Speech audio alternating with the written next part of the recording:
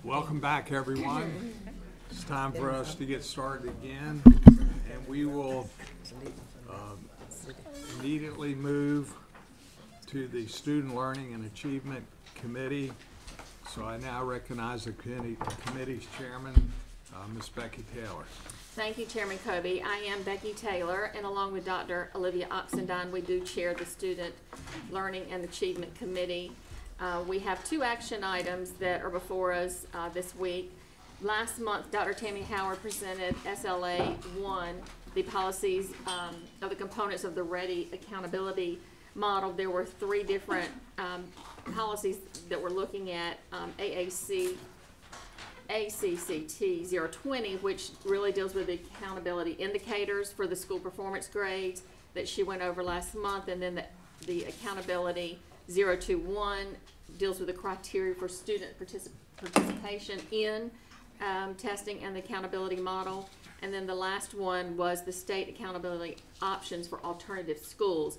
And all of these were presented last month. They're pretty straightforward. Basically, the purpose is just to get them consistent with state and federal accountability requirements. And so we will, if there's no questions on this, we'll take action tomorrow. I do have staff here if you have any questions on these items. Okay, being none, we'll move on down to SLA 2. And once again, this was presented by Dr. Tammy Howard, and this particular item deals with the field testing and special studies for the 2018-19 school year. And this is something that the schools, the local boards of education, by October 1st of each year need to be aware of the field tests that are going to be administered in their schools. And the attachments actually go through and show the test, as well as discusses the appeal process in the event that a school needs to do so. And this was discussed last month.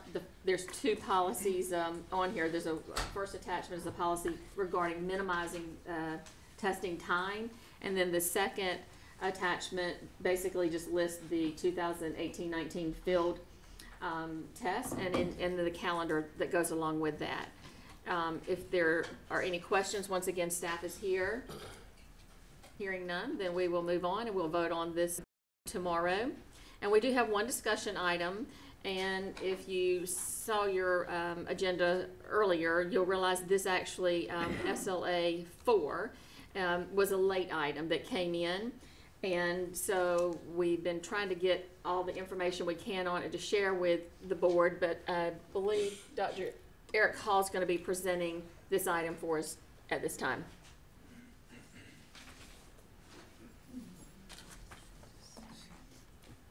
Good afternoon.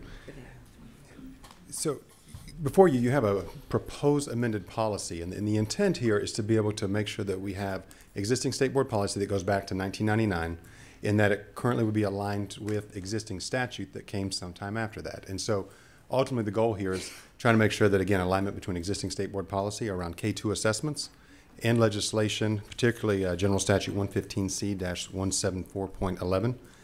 In the particular piece that we want to propose amending is around summative assessments for K through 2. Is that in statute that is actually prohibited to have a summative assessment in those grade levels.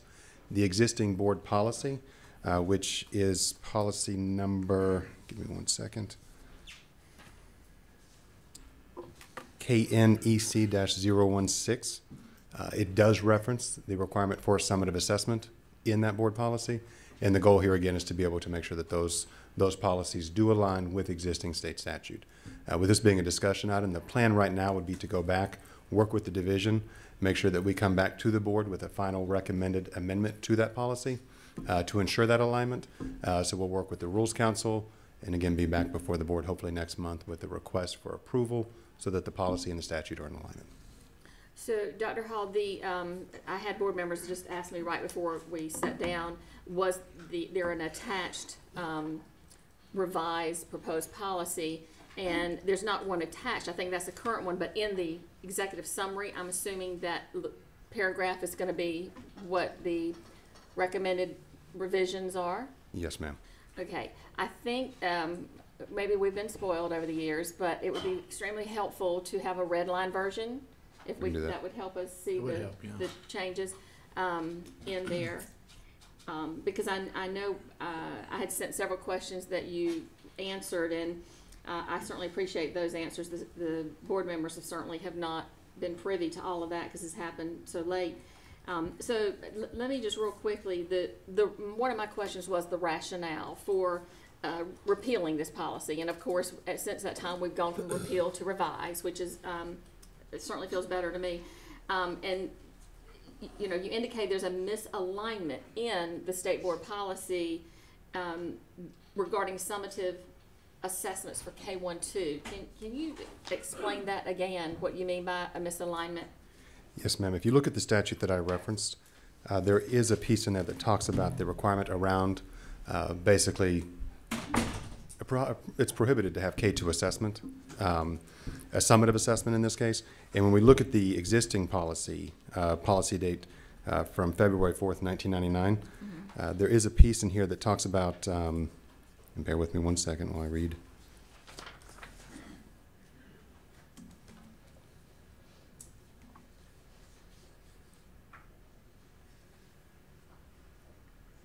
In the first sentence, towards the very end, it does talk about ongoing individualized assessments throughout the year and a summative evaluation at the end of the year.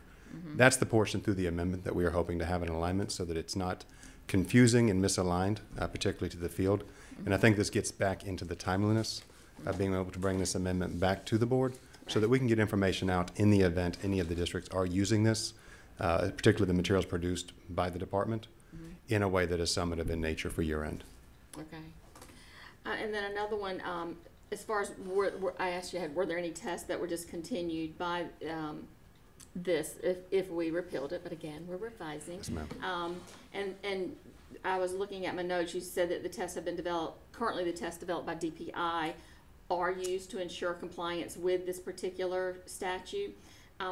Which tests are those that you're referring to? So there are assessments that are produced in the curriculum and instruction division, and particularly in the areas of math. And that is one area that we do have that staff time has been dedicated towards producing those assessments and making them available through the wiki space to our coordinators and district contacts for use.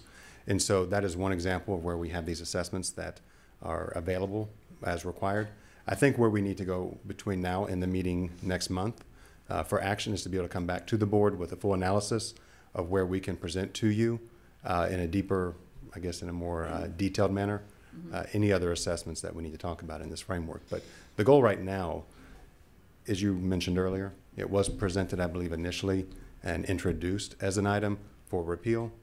Upon looking at this information in more detail, I do see that we have to start with an amendment, and hopefully over time we can look at where we need to further align other areas of policy with statutes that may have changed over time. Okay. Dr. Arson, do you have a question? I do have a question.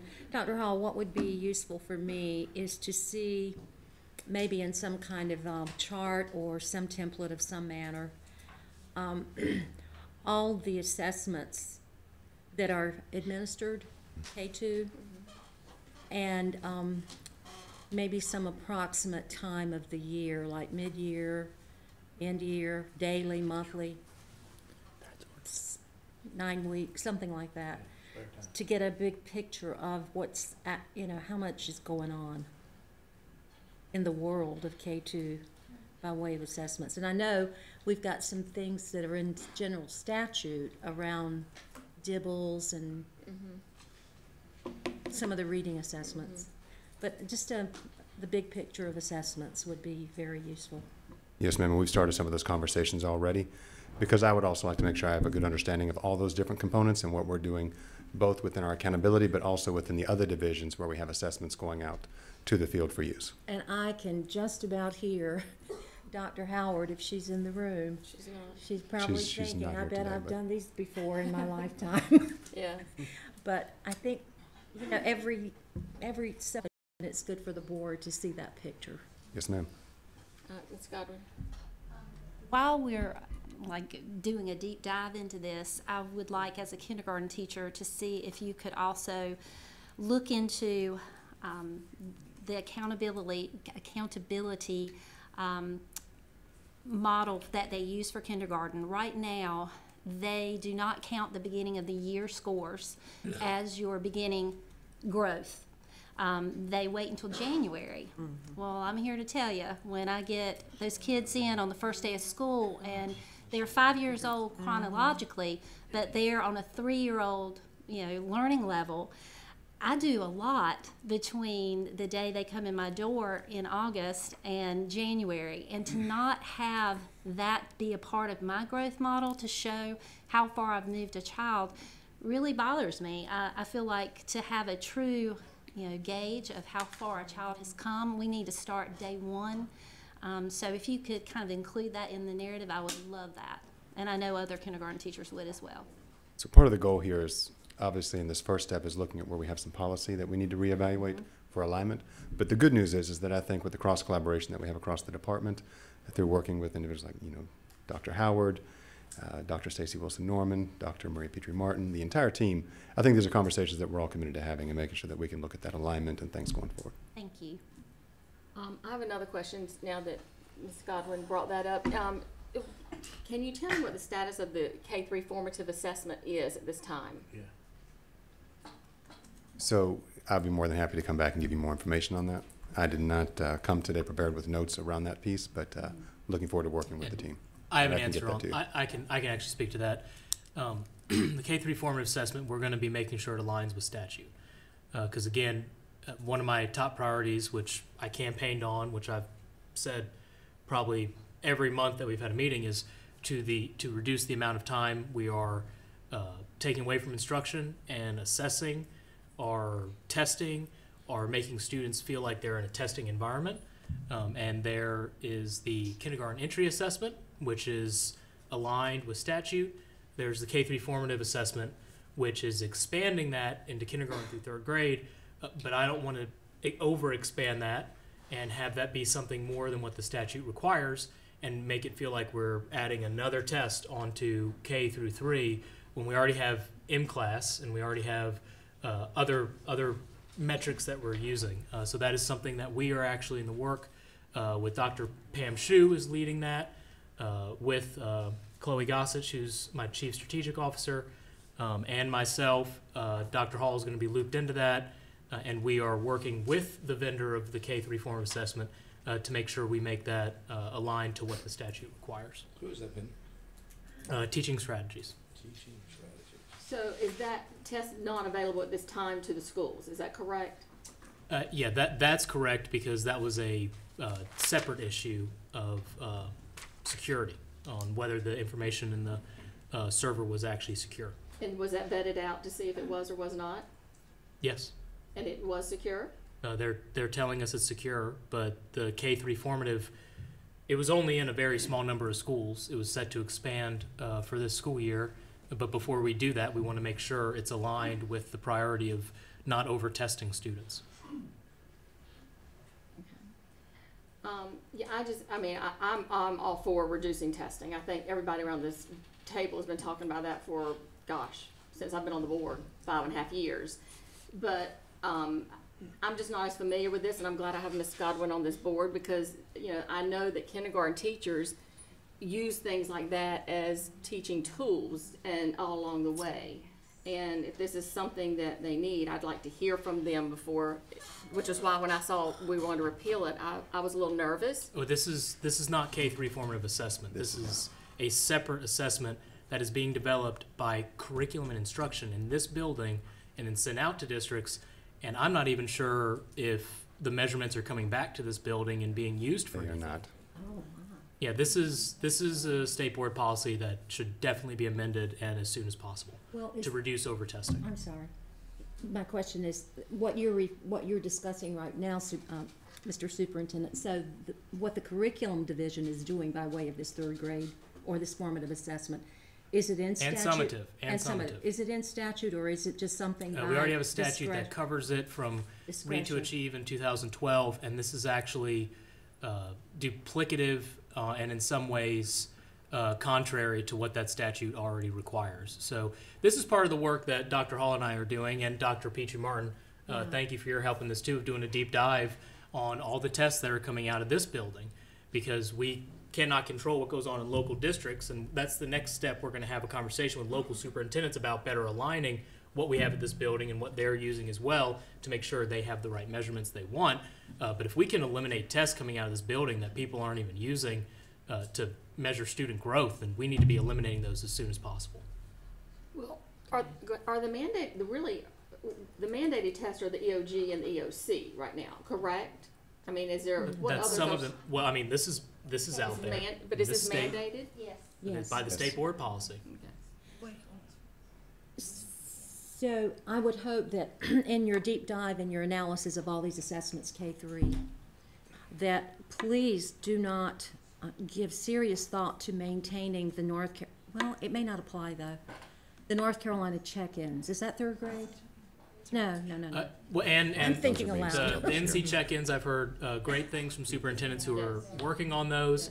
That's part of the conversation to have with superintendents of, we need to make sure that we have fewer, better tests. Right. Not just test for the sake of testing.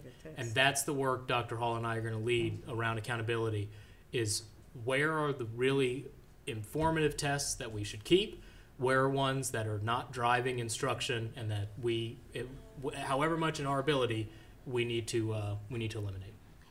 And does that include the ongoing individualized formative assessments as well? And that's an entirely different, I mean, I get a different response from teachers who, when they're talking about formative tests. I mean, I to be candid with you, I didn't know how to prepare for this item on the agenda, and then when it went away, I left it, and then but I did inquire a little bit about the kindergarten entry assessments, and the responses I got were that after some early struggle, that they are of value. Those and I'm glad you're hearing that. and that the formative assessments are of value. Sure. Yes. Now, maybe I didn't have the conversation about the summative, but we will. I mean, obviously, you're going to have those. And I think, based on that, it is about the resources that the department has created that are utilized by districts in this case, but providing the clarity around the summative nature of how this has been, basically on policy since 1999. And at the same time, some districts use these as tools, and we know that some districts don't. They have ones that are adopted locally. And I think creating those options are one thing, but clarifying the piece around the summative requirement in this policy to align with statute is where we want to start this conversation to move forward and trying to, again, prepare the school year to kick off without some of that confusion, hopefully. Eric, I did have one that told me that that the test was a good tool, wasn't required, but they told their folks it was required because it was easier to blame it on the state than it was to do it locally. And so I said that works. Yes, sir. Okay. Ms. Godwin, do you have another comment? Just to provide some clarity, one of the first things I did when I became Teacher of the Year was set up an appointment with the person from DPI that handles KEA, because I was one of those that just felt like it was a bear. It was a bear. I mean, it was a lot of testing, but a lot of input. You had to put it into the system once you tested, and a lot of it was, 9 times out of 10, the child used their left hand versus their right hand, or vice. I mean, it was very specific things that you had to watch for. And when you have 24 children in your classroom, it was a lot. And then you were doing your in-class testing and your dibbles on top of that. The first month of school was all about these assessments. And to be honest with you, during the rollout, we weren't told that we could use this as an ongoing thing. It was rolled out to us in our district as, you need to provide this information to DPI. Well, we kept waiting for some sort of information to come back to us, and we never got it. And so I asked, what happened? Why do we not get any type of information based on the KEA things that we send into you? Who's looking at this? And they said, nobody. Nobody's looking at it. It's for you to use. And we're like, okay, well, how do we use it? We weren't given that professional development. We were just told, do this. And so, I'm sure that had we known how to use it effectively, it could be a valuable tool. But the things that they ask me to do are things that I see and do every day. And just putting it into a computer spreadsheet really was not helpful to me. I mean, I make those teacher evaluations and assessments, and I write my own notes and use that data. So I have to agree. When I got that email from our district saying that it was being looked at, I did a little happy dance. Oh, good. So thank you. Well, and thank you. And that, you know, it was segue in my conversation later about the org chart and how that is one of my top priorities, and we need to be really evaluating the cumulative effect on teachers and students of, even if we have good tests, you know, what is the cumulative effect of all those tests on teachers and students, and importantly, you know, taken away from instructional time. I mean, that, you know, the KEA provides very valuable information, but like you said, the first month of a kindergarten teacher is not as happy and jolly as it's supposed to be. It is tough, and you know, just yesterday I was in Winston-Salem to see their Pathway to K, to actually see how they're being innovative, and they're pulling that first 15 instructional days of kindergarten out into the summer for a kindergarten camp, and they're having great results. That'd be great. And that's something more we're going to talk about as well. One other question that I have around testing, this kindergarten entry assessment, is that a statutory, a state statutory, or is it a That's a Washington? That is state. That is in the state Read to Achieve program, as an indicator of trying to see where students are coming in, what level they are when they come into kindergarten, and then again, ideally being able to show the growth using that. And I hear it's very tedious and very involved. It takes lots of time to do that. Is it recurring? I mean, is this every 3 weeks we do an assessment? Or? No, it's that the first, I think, 60 90 days. 60 days, 60 days. is ongoing, and we're looking at that to see if we can make it easier just for teachers just to check the box instead of having to provide evidence, artifacts. Just check the box. I mean, we trust teachers. If you say a student can hold a pencil, I don't think we need a picture of the student holding a pencil. So we're looking at that, and you have a state superintendent whose daughter is starting kindergarten in the fall. So we're very excited. I am sure I'm going to cry that day, but then for the rest of the school year, you're going to have you will have someone who has a child going through that in the classroom. So I'm excited about that. Mr. Davis? Dr. Hall, what change will our LEAs experience as a result of this policy change? I think some of that will vary, to be honest, but I think the biggest thing is once we get clarification on the amendment to the policy is going to be the communication that we need to send out so that teachers understand the implications of this change, and clarifying the piece on the summative nature of what the assessment has been so far in the policy. So this draft amended language on e-board is not the proposed policy? The policy that was there as an attachment is existing policy, Right. and the amended policy is embedded in the executive summary. And so I will come back with a red line and make sure that we send that back for Okay, clarification. let me rephrase. As a result of, if we adopt the draft amended language that's on e-board, what change will LEAs feel? I think the biggest part is going to be how they perceive and interpret and implement the requirement of the state board policy right now. Because if they're using it as a summative assessment at the end of the year, the direct misalignment with the statute is that we're doing something that we don't have to be doing. And I think being able to reduce that undue burden on teachers and not creating an additional stress on our K through 2 students with what could be perceived as a high stakes assessment if it's being used that way is one of the initial changes that I would hope would come in this first year once we roll this policy amendment out to the districts. Okay, but this draft policy says the state board requires that schools and school districts implement assessments, and that they may take the form of state developed materials and so forth. To me, it doesn't sound like it limits or reduces testing. In fact, it requires assessment. And that part is in alignment with the existing statute that's in place. And so that part is a direct alignment. The piece that we want to change is how are they provided assessment materials that have been produced by this agency to be used for formative, remediation, designing instructional strategies, and using it as a resource out there for districts that maybe are not using formative assessments along the way that they have developed themselves locally or other tools that they're using. But in the end, I think the big piece is trying to remove the high-stakes nature of what an assessment, like a summative assessment, would mean in this case if we don't go forward with the amendment plus the misalignment with the existing statute. Well, I just don't see how the draft language accomplishes the objective that you and the superintendent have described. Again, this started as we wanted to repeal this because it's already captured in statute. Now we can talk about how we amend the language. If you want to say this, the state board acknowledges that statute requires this, we can do that. This is now changing it from a requirement by the state board to have a summative assessment to, we will have a bank of assessments that districts can go to and take from that will be verified by DPI. But we are just working to make sure that anywhere we can find that there are tests that we don't feel are really of value, that we are eliminating those.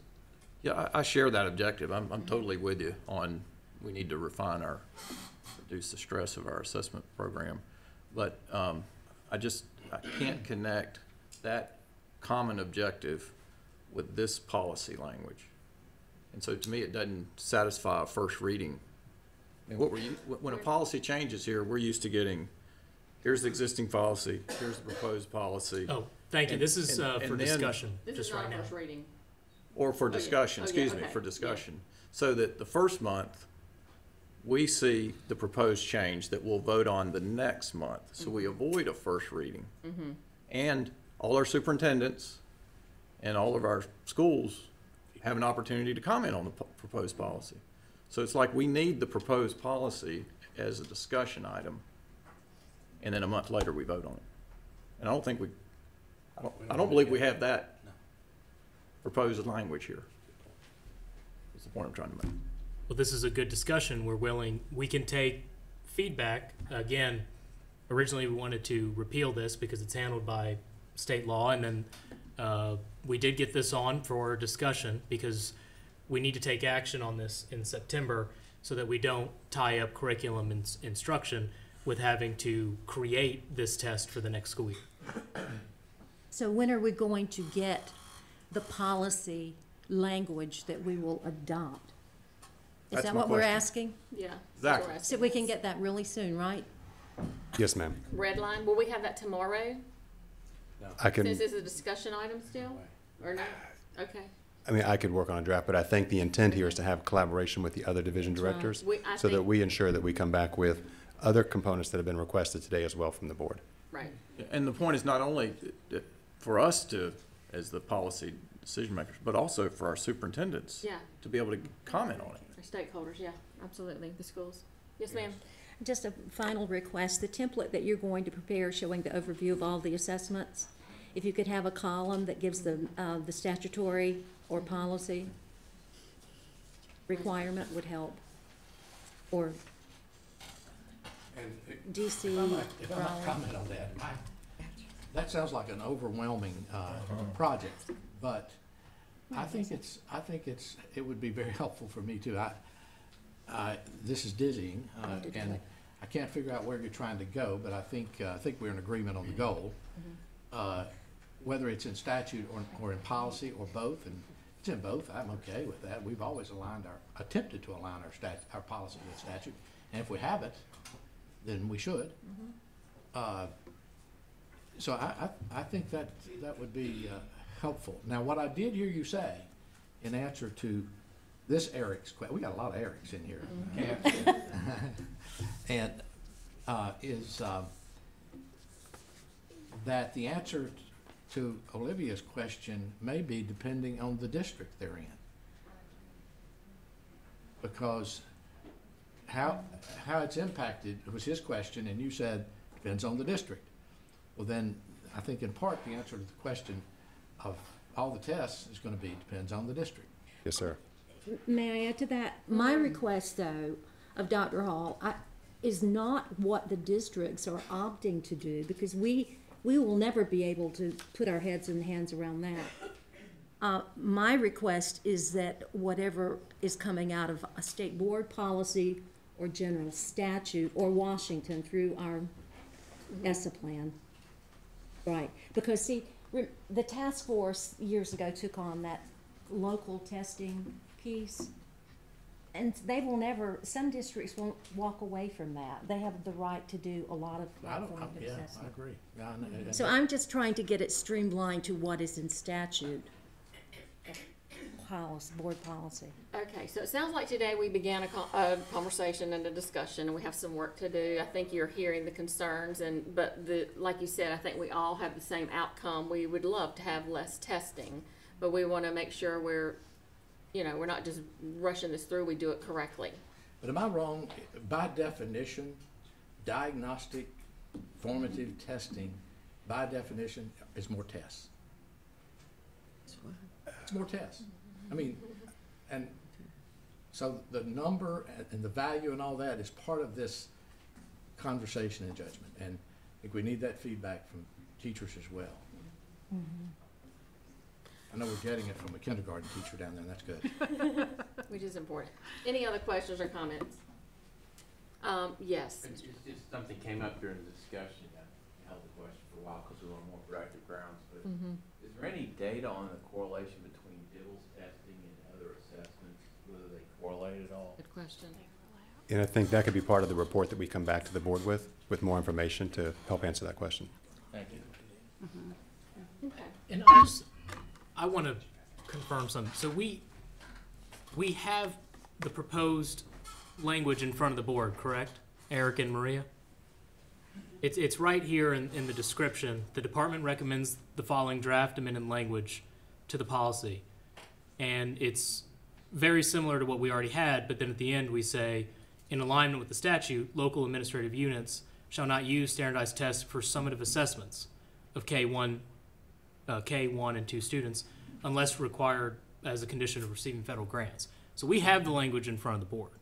We do. Okay. So we can just get you tonight a red line of that because we do have it in front of you, we just didn't have a red line. Okay, well, that's what I thought, but I thought I heard Dr. Right, I Hall think- say we didn't have the draft ready yet. I think we have this as a It's presented required, draft, but doesn't we it? want to continue conversation. We typically would also engage in deeper conversations across the agency to make sure that we have alignment, so. But this is a draft that has been shared. Maria, if you want to speak, please. I just thought it might be helpful to clarify something. So when we're talking about kindergarten, first grade, and second grade, and we're discussing required assessments, we really are talking about the KEA, which we discussed, and Amplify, which is really the literacy and the reading component. Based on the policy that Dr. Hall brought forward, it's reading and it's mathematics. So DPI had taken on through the years of creating math assessments to fit the requirement in the policy for kindergarten, first and second grade. So I just wanted to clarify how we have gotten to the discussion that we have today. And for our kindergarten, first and second grade students, it really is about the reading and the math. The reading is taken care of during Amplify. DPI had created math assessments, and then we have KEA. So that is what would be considered requirements, if you will, but we still can do a chart. So I just thought Okay. I'd attempt to Thank you. clarify. That's helpful. So- All right. Yes. So to the last sentence in the proposed language, saying LEAs shall not use standardized tests for summative assessments for K1 and 2 students. Does that mean LEAs shall use non-standard tests for summative assessments?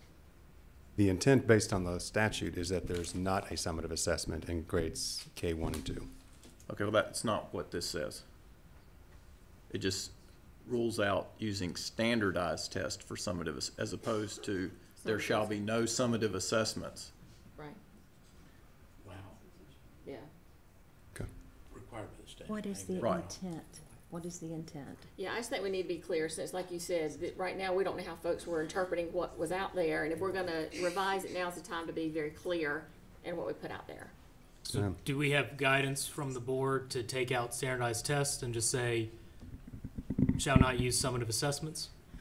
Are we talking about the standardized tests that are being developed in-house?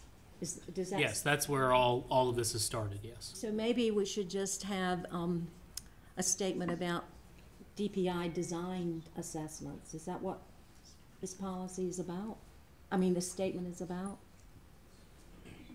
Department design, I don't know. I think the intent is to make sure that we're not putting anything out through policy Right. that requires the agency to produce anything that is perceived or implemented as a Agency. summative assessment. From the But agency. it's not prohibited. You don't want it prohibited. You don't want it, you don't want the LEA prohibited. from So when we look at- summative assessment, do you? So the language aligns directly with the statute. At the end of that policy, it's taken directly from the statute for alignment. Well, I still think Eric's right. Yeah, to Wayne's point, what's our objective? To eliminate standardized summative assessments in grades K1 and 2, regardless of who the author is? Or is it just to eliminate DPI-written standardized summative assessments in K1 and 2?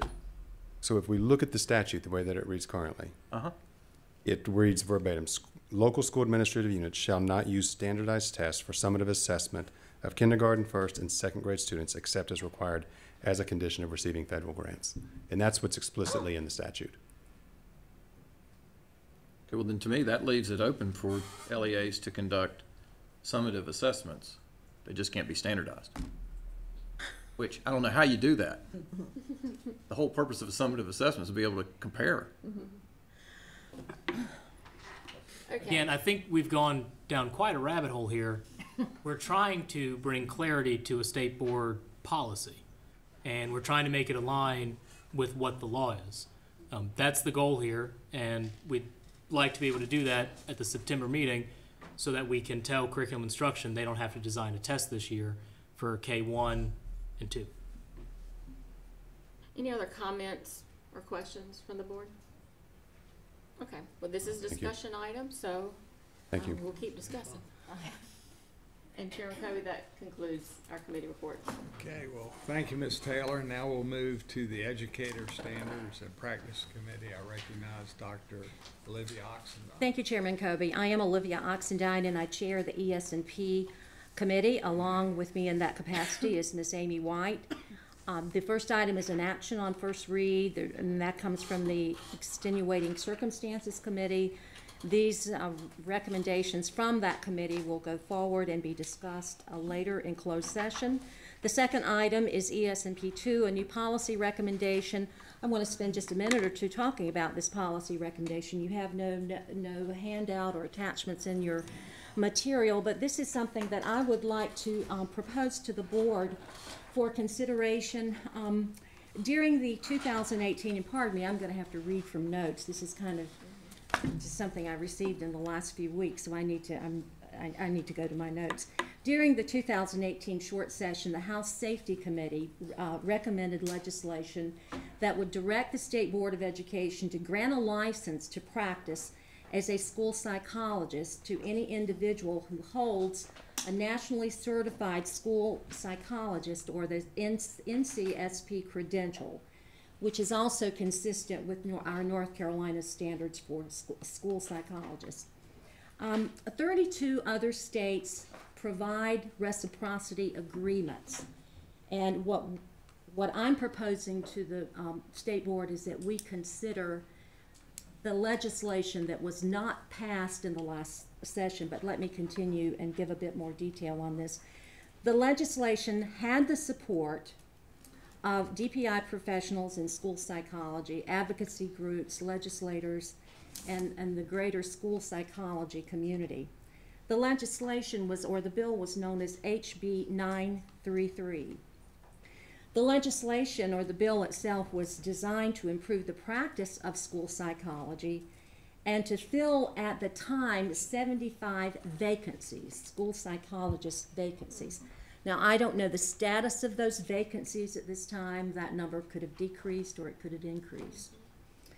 Addition 2 of HB 933 was the version of the bill that spoke specifically about reciprocity. But that particular version of the bill contained language that was subject to controversy, so the bill did not go forward. It was not passed. The reciprocity agreement does not require legislation to be enforced, but can be put into place through State Board of Education policy. with that in mind, I'm recommending that Pepsi review Edition 2 of HB 933, and if deemed appropriate, as far as the reciprocity agreement is concerned, and of course, meeting the high standards of school psychology practice that we would want to uphold, return a policy, Pepsi to return a policy to this board for our consideration over the next, let's say, couple of months. I can't give a specific time. It just depends on when Pepsi would want to take up this recommendation. So what I'm asking of you is permission to move forward and make this request of Pepsi. Okay, without objection, I think that's a good idea. Okay, very good. Thank you. And the last item is it's a new business item, information on the pass rates for the Educator licensure exam, and I believe Dr. Tomberlin is coming forward to make that presentation. Good afternoon. Good afternoon. So as you know, in our July State Board of Education meeting, we brought the board a policy recommendation to allow teachers who had not passed their licensure exams and whose licenses would set to expire on June 30th, 2018, an opportunity to be placed on a permit to teach, which would allow them one more year of teaching and another year to pass the test. So I thought, in light of that, that was a very short meeting, and it was over the phone. We thought it would be helpful to kind of explain how we got here and what the purpose behind that is, and the context of that decision. So I'd like to take just a few minutes to kind of walk back to the 2013-14 school year. And in that year and years prior, in order to be granted an elementary license, a teacher had to pass Praxis 50-15. And that was the test of record for elementary educators. North Carolina statute changed for the 14-15 school year and required subtests of mathematics and reading for any licensure exam or elementary licensure exams. Pursuant to that, the North Carolina State Board of Education adopted the Pearson test for elementary educators, and those tests are Pearson 090, which is the reading test, 103, which is the mathematics, and 203, which is the multi-subject assessment. Pearson 103 is the test that is generating a lot of buzz, and that is the test which is triggering most of these permit to teach requests from the LEAs. So what I'd like to do is look at that test in particular and clarify some what we know about this test and what we don't know about this test and what we need to know moving forward. So if we look at Praxis 50-15 in the 11-12 through 13-14 school years, you can see that there was around an 85% pass rate on this test. At that time, since we were operating under No Child Left Behind, no teacher, elementary teacher, could enter the classroom without having passed that test up front. And so those pass rates represent all the teachers coming out of ed prep programs or lateral entry that had to pass that test as a condition of employment. We don't know how many times they had to take the test in order to pass that test. What we do know is they passed it before they came. And those averages were very stable. Now we move to the 14-15 and later school years, and we can see that the pass rate for this is Pearson 103, the mathematics test. The pass rate for the Pearson test in 2014-15 was 65.1%, 58.2% in the following year, and as of the prior school year, or 16-17 school year, 54.5%. And so anyone looking at this would say that's abysmal. There is a problem with this test that needs to be corrected. What you have to understand is that in 14-15, in that first year, of those who took the test, almost a fourth of them took the test one time, failed it, and never took the test again in that year. We measure these pass rates by the year. And so they said, for this group, this is the group that could enter the profession and attempt to the first, pass in the second. So this group said, I failed the test, I'll try it again next year. Our pass rates are reflecting that. In 2015-16, now we have 30% of our teachers who said, I'll take it one time, I'm not going to take it again, and I'll wait. And now in 16-17, we can see we're up to over a third of our teachers take the test one time, they fail it, and they move on and wait for the next year. What we're finding is that a lot of them just kept waiting for the next year. And so here in the 2018 school year, we have a great number of teachers who have not passed this test and now are seeking relief through policy, which we want teachers in the classroom, and we're happy to have teachers in the classroom and do anything we can to get them. But the story, we have to understand the context because of what's going on, because it has implications for future policy direction. If we, one of the problems that we found was that we did not have the ability at DPI to accurately track whether a candidate had taken the licensure exam or not.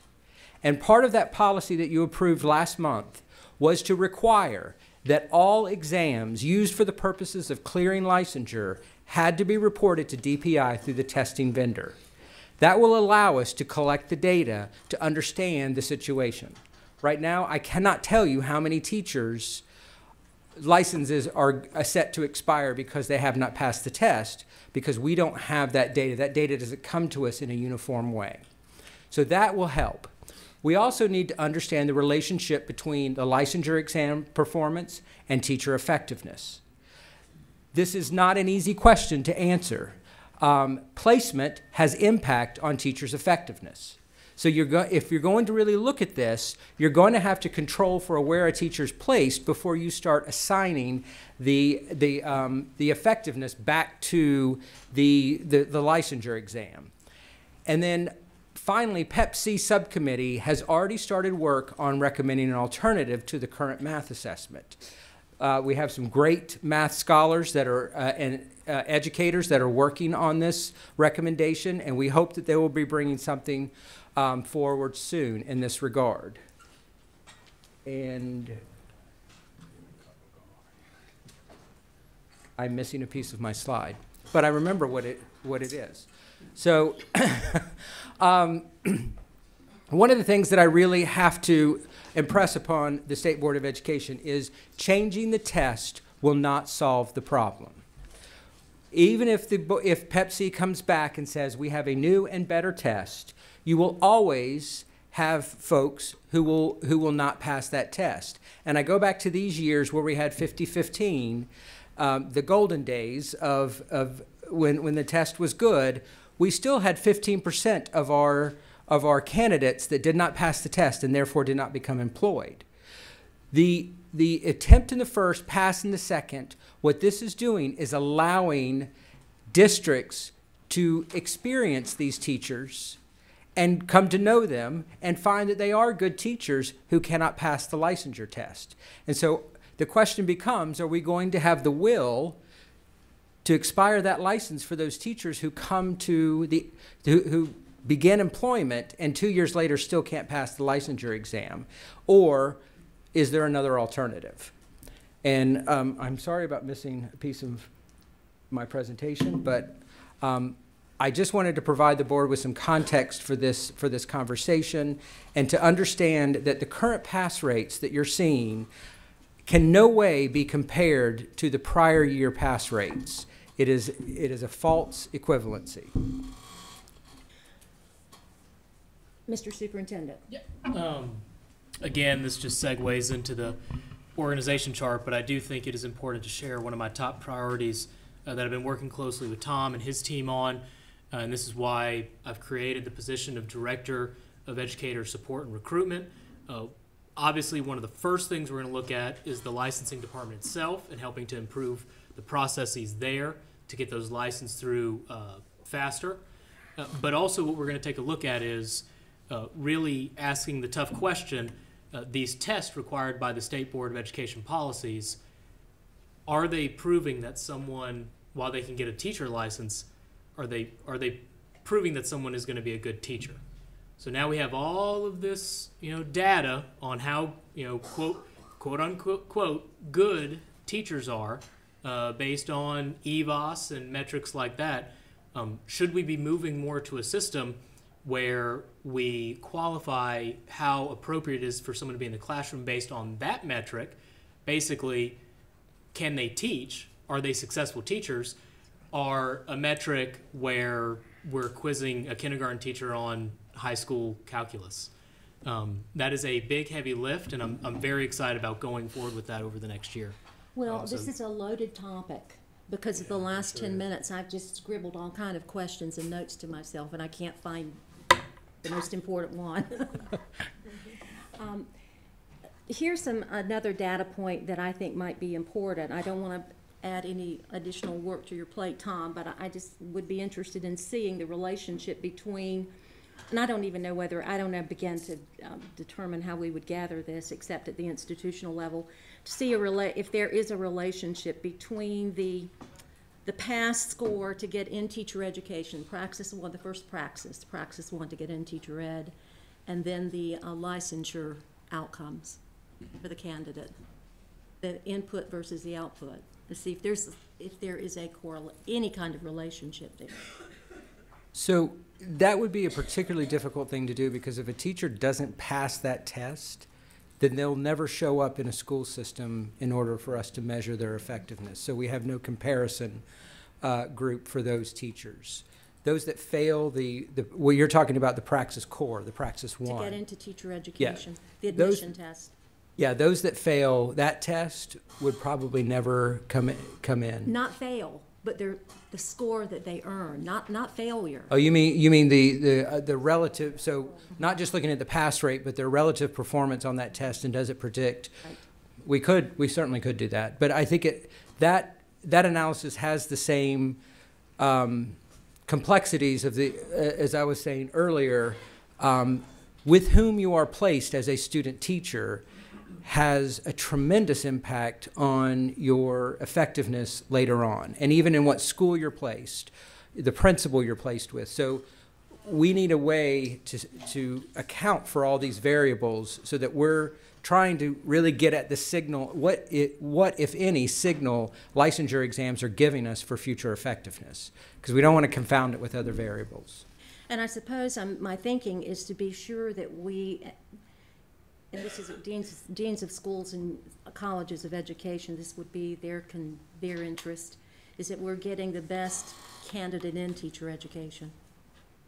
And that's where I'm coming from on this data. I think a partnership with some of our research institutions that also have EPPs would be a wise venture to enter into on this, because yes, they have a vested interest in understanding who the best candidates will be. Any other comments or questions? Mr. Davis. Tom, is the Pearson 103 test the same test that we were administering when 85% were passing? No, sir. It's two different tests, right? Yes, it's two different So tests. why is the Pearson 103 test the right test for us to be using now? Well, I would argue is that it? there's many that think it's not. So, and that's why we're looking into this. Are you asking about the how we came to that test originally? Yes. So my understanding, and that precedes me working in the area of licensure in the agency, but my understanding of what happened at that time was Massachusetts had recently adopted these tests for their teacher effectiveness, and we felt like Massachusetts was a model of teacher education and prep that we would like to follow. And I think, if I recall correctly, that's how we came to that decision to adopt those tests. Massachusetts could have been preparing their teacher candidates based on a different curricula in their university systems. That's called alignment or misalignment. That is correct. And it could be that their kindergarten teachers are teaching calculus. Well, it, I don't think so. any other comments or questions? It sounds like, Ms. White, by all means. Just part of our committee discussion was the difference in what you know and how you teach what you know, and what is the baseline at our different levels of instruction for what we would expect a teacher in the classroom to know as I hate the word core, but as their core knowledge. Sure. And that would be vastly different for a teacher who is teaching perhaps K2 or K3 than it would be if they were teaching perhaps high school mathematics. Certainly. And that there might be a diversity in those testing assessments or those what we would require those teachers to know.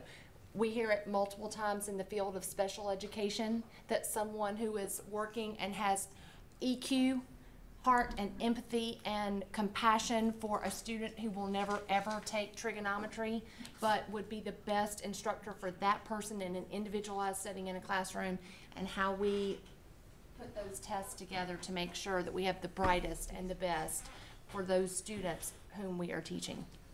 A question from the superintendent? I had 2 points that I would like to make. One is a question for Mr. Tomlin. But the first thing that I would just like to say is I think my background prior to administration was almost 16 years of high school mathematics instruction. So I can say that many times as we felt accountable for students coming to us, we felt like that perhaps the earlier preparation had been weak. You hear it anecdotally. Folks in elementary love elementary, they love reading, they love literacy. You'll hear, I think a lot of work was done to combat the teacher who becomes an elementary teacher because they hate math. They wouldn't want to end up in the grade where they had to teach math. And so not to cast dispersion on elementary teachers, I'm the mother of a proud third grade teacher and the sister of a fourth grade teacher, so it's not that. But I think there is a fine balance between understanding that, yes, we're not doing calculus in kindergarten, but the foundational approach to mathematics is very key, because the explanations that students brought to us of how someone had explained to them, it was very hard to then move into a foundations approach of helping students understand theories. You think about moving into algebra, and one of the reasons we want teachers to have strong foundations of mathematics approach. That's why kids joke about, I understood math until the numbers went away, because they had always been given almost a cookbook approach to solve a problem. And so the foundations and theoretical approach, even from an early age, is still very important. So I hope we don't throw out that baby with the bathwater of the testing issue. I think that is key. So I would just say that. And I, as a superintendent, we have found that there are indeed some wonderful teachers who are struggling with this component, and in other ways that'd be wonderful. But the challenge in elementary is that, if you're not blocking in K1, 2, 3, 4, or 5, then that teacher is responsible for the same mathematical foundation as a teacher who comes in with that other approach. So I do think that it is an issue for teacher preparation and our ability to attract very strong candidates into the program. The question that I have for Mr. Tomlin, though, is you stated placement has impact on teacher effectiveness. Are you speaking specifically to these teacher candidates who can't pass the test, or are you speaking more broadly just about teachers and events? The relationship between the teaching assignment in a particular school grade level or level of students, if schools are blocking based on ability? So I should constrain that comment to beginning teachers, who we look at in terms of student teaching, what student teaching experiences they have, and how that predicts later success. I would not say that broadly or globally for all teachers. Yeah, that's. Thank you. Thanks for clarifying. I'm sorry. Mr. Duncan. On the Pearson test, you expressed some concern, and I'm going to ask one part of it, and you may want to answer more broadly, but is it concern that the scores are coming back lower? Is it the concern that the scores are not as close together? That is, there's a little bit more of a range, if you will, in the 3-year period, or is there concern about the test in some broader sense that you have? So, I have to admit that I cannot parse whether this is an issue of the delay encouraging procrastination on the part of teachers, and I've got the job. I mean, so I can, that becomes something secondary, and whether there really is a problem with the test. I'm very sensitive to the comments Dr. Mason made. I firmly believe that it's too simplistic to say, I'm a kindergarten teacher, I don't need to know middle school math or high school math, but you're teaching future high school and middle schoolers, so it does. So I think we just need to be very clear about what the questions are. Are we seeking a test that has an acceptable pass rate? We can find one of those. Or are we seeking a test that identifies teachers who are prepared to help students become mathematics scholars throughout their K-12 and beyond experience? And if the latter is the goal, that's going to require some real foresight, and we need to have a plan to implement that and measure that as we move forward. Because my experience is that we haven't had that kind of internal view of validity from these tests. We take them from Pearson because they're established and they're a reputable company, but we haven't done the work of saying, is this serving our needs in North Carolina? Right. And I would imagine that the subcommittee of Pepsi that is moving forward with some consideration about another assessment, the concern that I would have, and I'm sure they're already thinking of this concern, is one of alignment. We don't want to have too many different tests out there to give to our teacher candidates. We need some consistency so that we have a reliability and validity checks. The other thing that I think is really important, maybe this is way too simplistic, I think we need to look at our K-6 math standards to know what is expected of a math teacher in terms of standards and content and curricula.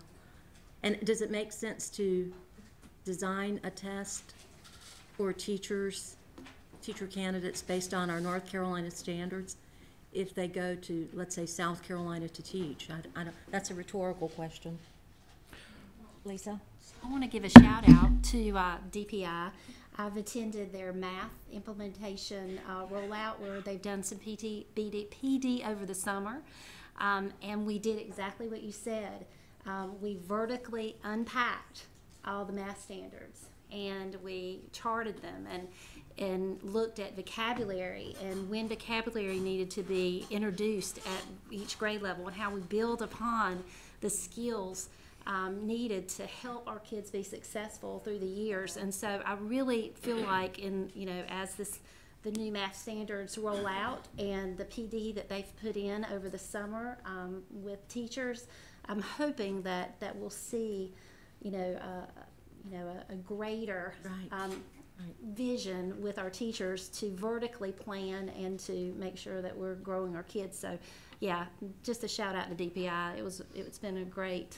You'll have to work with Pepsi subcommittee. No, no, that's Freebird now. All right, Freebird. All right, thank you so much. Are there other questions or comments, Mr. Superintendent? Yeah, just to wrap this up. So we have the information. What are the next steps in this process now so that we keep the ball rolling on this? Do you want to speak to that, Tom? I think we're going to look to the subcommittee of Pepsi and the work that they continue and discussions they continue to do. I think you said they're mathematicians serving on that subcommittee that can guide the thinking around an alternative assessment if the board chooses to go in that direction. We also talked about the possibility of a alignment study between the math standards, K-6 math standards, and this Pearson math exam. So we could probably have 2 tracks of actions going on, and I'm going to look to the staff to give us a timeline on that. I would say within, I don't want to put words in your mouth, tomorrow? Well, we will need to connect with Pepsi, so any of the policies related to this have to be generated from the commission. But I would like to, I have not interacted with that subcommittee, but I think there were a lot of issues that were surfaced here that we don't want to drop, in that, Ms. White's comment that the what I am interpreting as the range of the license to begin with. So anytime you have a licensure exam, it has to be, you have to kind of pitch it at the highest grade level that it covers, because a teacher could have all intents of becoming a kindergarten teacher, but gets the K-6 license and then gets put into 6th grade mathematics. So you have to pitch the minimal standard at the highest level that the license covers. And if that means retooling the divisions of the license, that's one approach. And then Dr. Mason, I think, very good thinking about, do we want the message we're sending about mathematics and elementary instruction? Is it okay for people to say I'm not a math person and still be an elementary school teacher? So we have to think really hard about that. But I think these are issues that I need to communicate to that subcommittee and hope that we have a comprehensive view of how to do this. And before I forget, I'm sorry, Superintendent Johnson's recommendation that what about licensure by demonstrated mastery? I think that's a wonderful idea to bring into this process.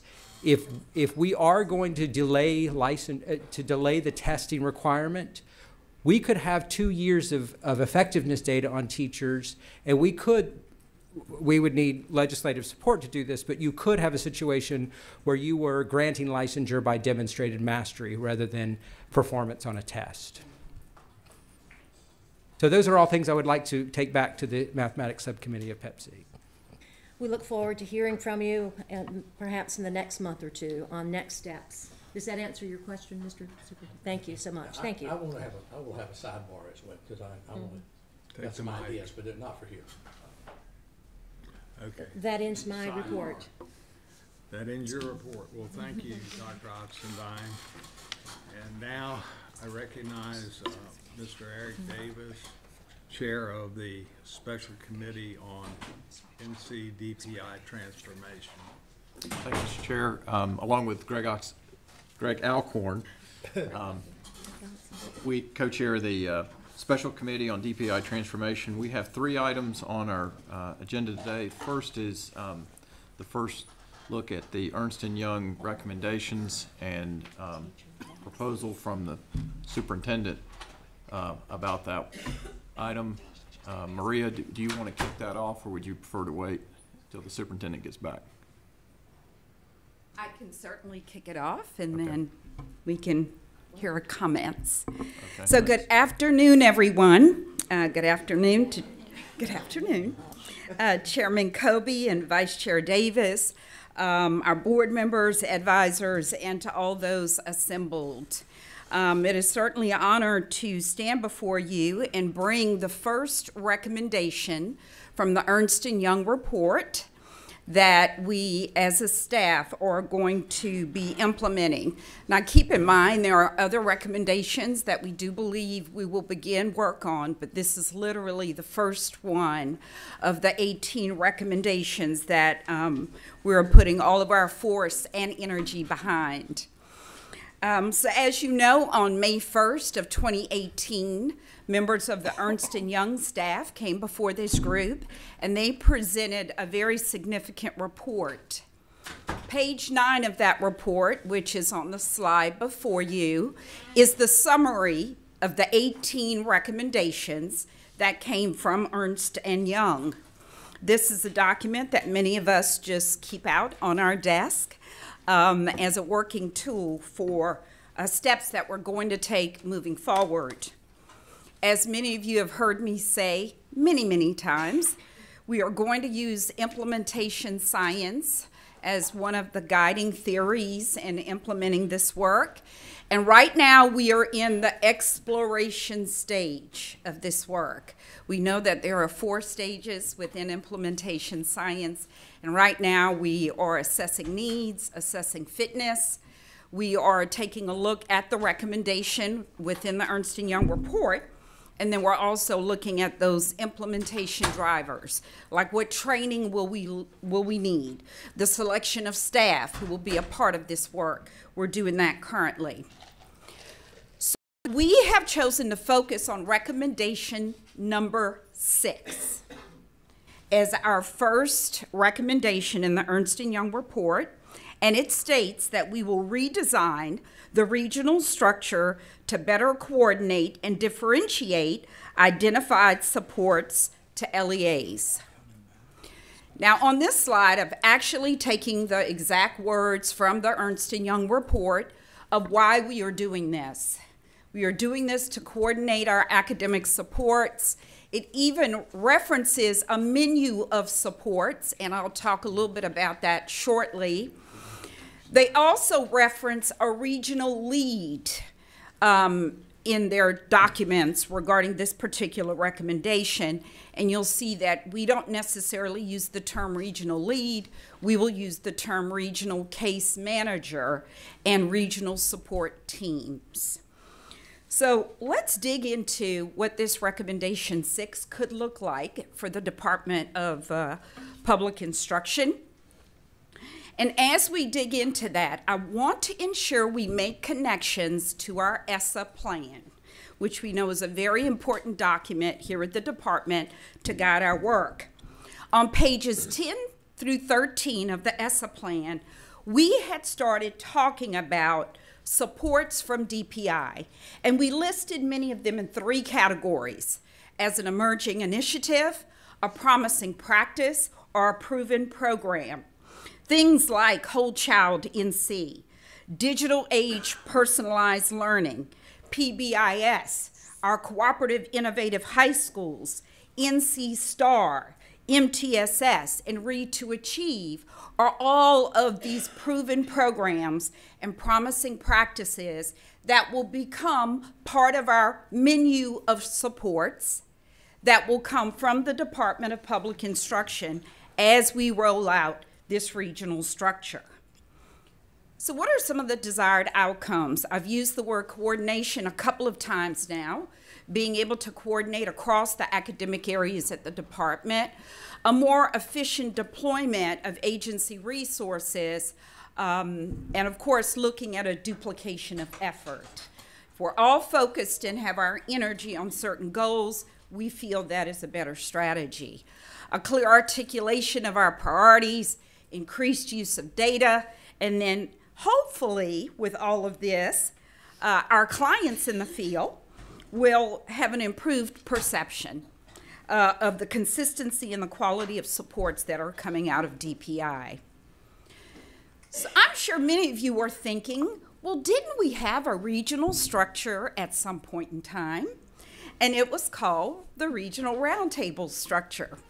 So I'm often asked, so what will be the difference between the previous Regional Roundtable structure and the current Regional Support Team structure? And these are just a few things to think about. In the past, the Regional Roundtable would broker services for a local school district. So as a local superintendent, I could have called my regional lead and said, I need help with, and then they would say, well, we know where we think you can get that help. And they would either provide it from the department, or they would send you to a local university or some entity that could broker that service for you. Also, members of the Regional Roundtable did individual coaching. So with principals, central office staff. We are moving now to a case management approach, where as opposed to brokering services, we really are sitting as a regional team of DPI staff members. We're looking at the data, and we are going to make recommendations to the LEAs regarding what their needs are. So let's say you're asking for PBIS, but your data says you really need support in mathematics. We are going to bring to you a recommendation for mathematics. So it's a different way of looking at the service. Again, doing more focusing on school data as opposed to just request. And we want to be consistent and structured in how we communicate, coordinate, and use data. In the past, each regional roundtable had their own way of doing business. And that was somewhat understandable because each region is very different. But we need to have some consistent practices to ensure that this is working. And as I've put here on the slide, we need a DPI brand promise of what you're going to receive from this regional support structure. So we're in the exploration stage of this work, but we also want to ensure that we're using research on the change process to really guide us through this, because this is a change. It's a mindset change, and it's a change to the way we will do our work. So upon the state superintendent's recommendation, we have been doing a book study on John Cotter's work, Leading Change. And so we are framing this first stage of work according to those 8 steps in the change process. Today, I'm really going to focus on the first 6. And as you can see, the first one is creating a sense of urgency, which we know was one of our state superintendent's priorities. So in setting that urgency, we have already started to seek out the help of the Southeast Comprehensive Center. They are a part of the American Institute for Research. They're funded by the U.S. Department of Education. They are helping us in thinking this process through. As you can see, those are the dates when they come into the building and they meet with our guiding coalition and helping us frame this whole process and what it is going to look like. It's important to note that I stood before you last November and I talked about the concept of collective impact, and having a common agenda across the agency is really important for our work. Well, this has become our common agenda, that we're all going to be responsible for supporting our low-performing schools and districts, not just one area in the building. So step 2, creating that guiding coalition. I have a list there of all the directors throughout the building who are on the guiding coalition for this work. Keep in mind, though, in the EY report on page 11, they have listed the areas that should be included on those regional teams, but keep in mind, we're looking at all the academic areas at this point. For step 3, we're continuing to develop the vision and a strategy for this work. Page 45 of the EY report, it talked about including some type of intensive support for low-performing schools and LEAs. And when we think of the word intensive or strategic, of course, we think of MTSS, multi-tiered systems of support. So with that in mind, this particular slide gives you a framework for how we're thinking about working with the LEAs. We know we have 115 LEAs. We have 11 low-performing LEAs based on last year's data. And based on last year's data, we have 504 low-performing schools in the state. So with that being said, our first step is to do a pretty deep data analysis to determine where our districts and our charters could fall in this tiered approach. You heard Mr. Machado talked about a service delivery model that they currently are using for low-performing charter schools, and certainly we could work together as a team to frame what that intensive strategy would be for our lowest performing schools in the state. But this is one way for us to think about this, a tiered approach looking at the data for all of our school districts. Next, step 4, obviously, is we need a communication plan. We need one that is both internal and external, of course, using multiple forms of communication.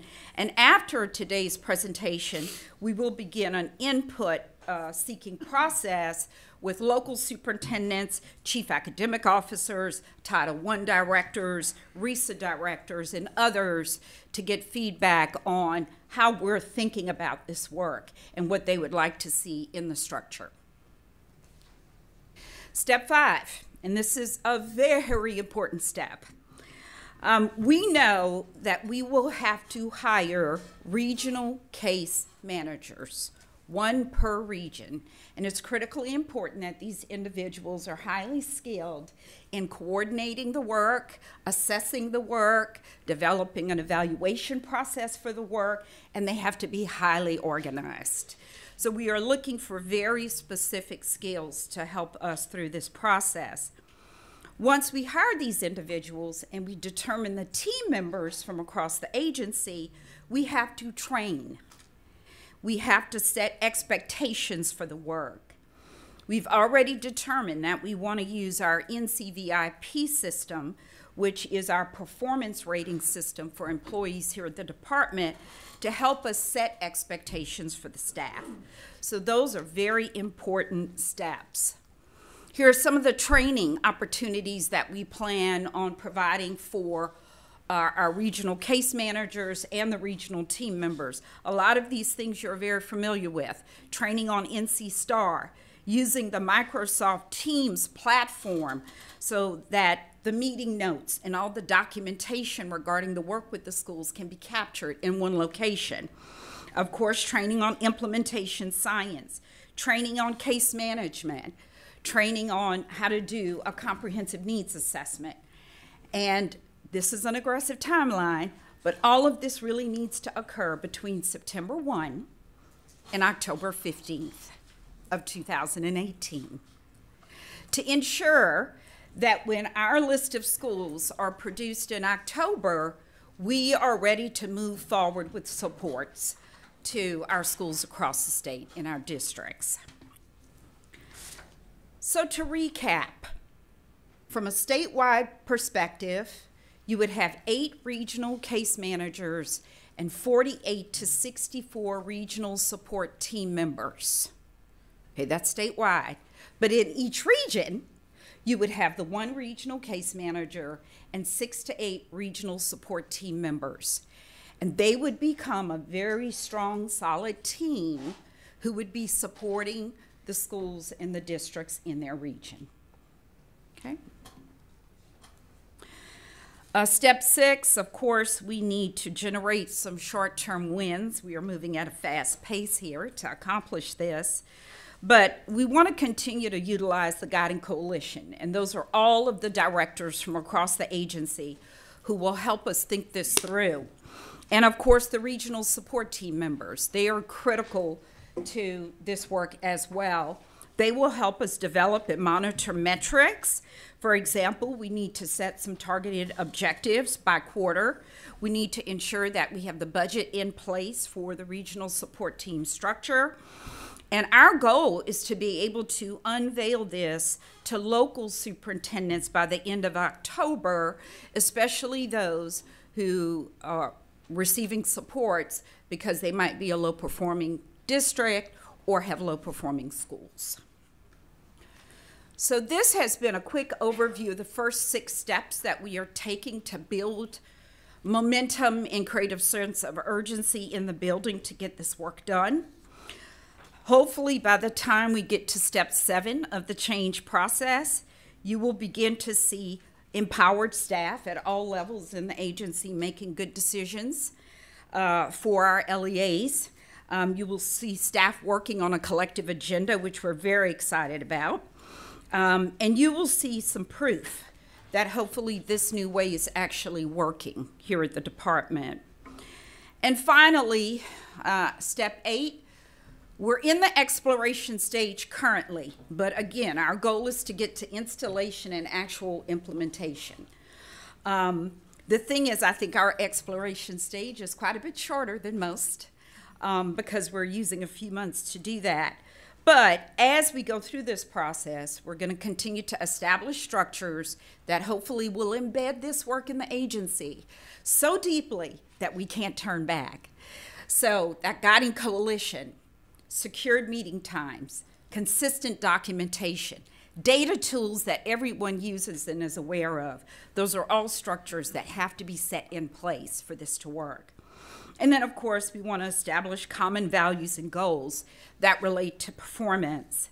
The staff in the building know, I tell them very often, if we do this work well, there could come a day where we have no low-performing districts in the state of North Carolina. And how exciting would that be? We have to keep a big, hairy, bold, audacious goal at the front of us to ensure that this works. So to wrap up this presentation, I have this quote here from John Cotter. 30 years of research by a leadership guru, John Cotter, has proven that 70% of all major change efforts in organizations fail. Why do they fail? Because organizations often do not take a holistic approach required to see the change through. And that's what we want to do, take a holistic approach where everyone across the agency comes together to put forth this effort.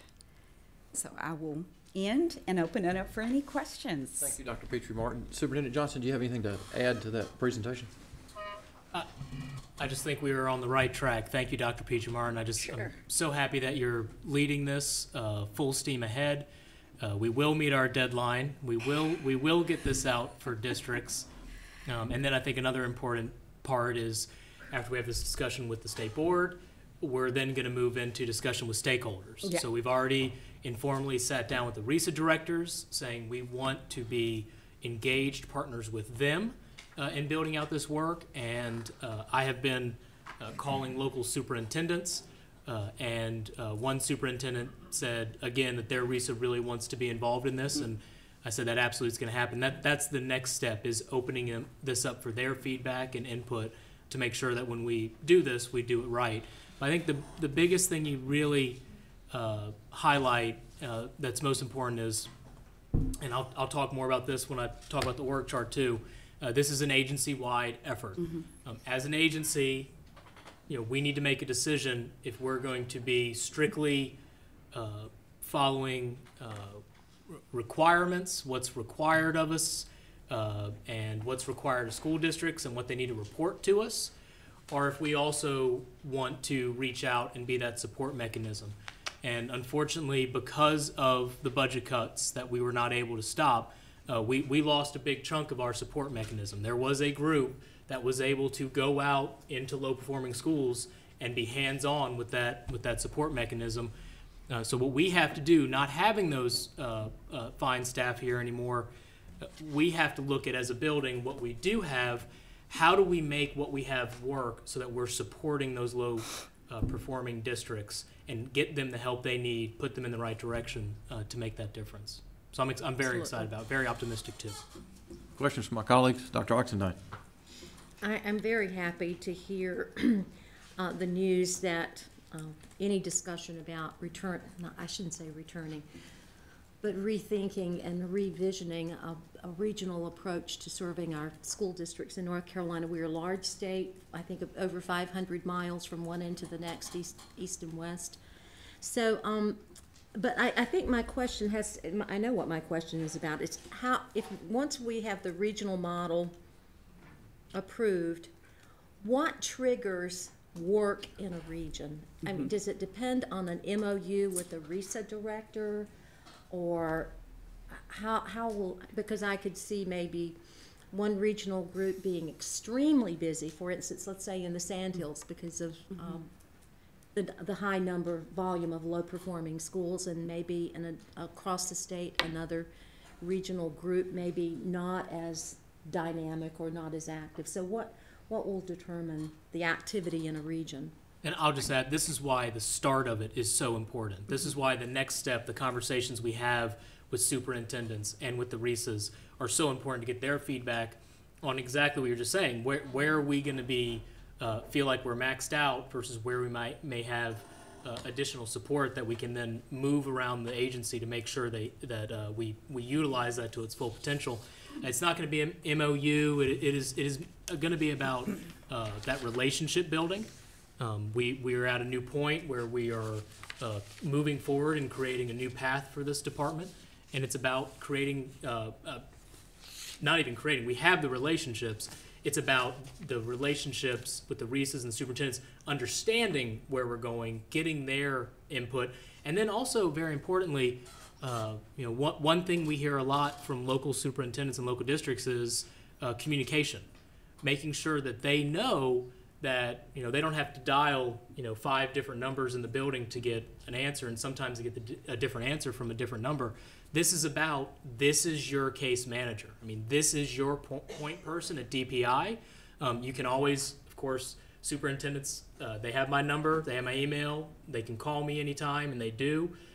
Same with Maria, they often call Maria. But also knowing that anyone in the district or at a school, this is your regional case manager, and really promoting that customer service. I mean, the idea of hiring the right people with the right mindset of, I am a customer service agent when I get a call from a school or from a district, I got to snap into action and make sure that I get the answer wherever it is in the building back to that district. And to add to that, that is why the menu of supports is so important. Because if you look at that tiered approach, that bottom tier is really kind of core supports that everyone, regardless of condition, would receive. Then that deep data dive then takes us into more strategic or intensive supports. And I didn't discuss this, but we are looking at the possibility of hiring some type of CSI consultants, because there is a requirement in our ESSA plan that those schools that fall into that category receive specialized supports as well. Those types of individuals would feed into that regional structure and would definitely be located where the greatest need is. So that would be an additional support. Okay, thank you. Other questions? Alcorn. This is the second time I've heard this, and it was great, thank you, Dr. Petrie Martin. Just to clarify, on page 20, when it talks about the numerical part of it, the 8 regions and the 64 regional support team members, are those, I should know this, but who do those folks work for? Okay. So the 8 regional case managers who have yet to be hired will work for DPI, and then the additional regional support team members also work for DPI. The key is the areas that were designated in the EY report are folks who are already regionally based but work for DPI. Okay. Just to make that It's not clarification. extra employees. Correct. It's not extra employees. It's not extra.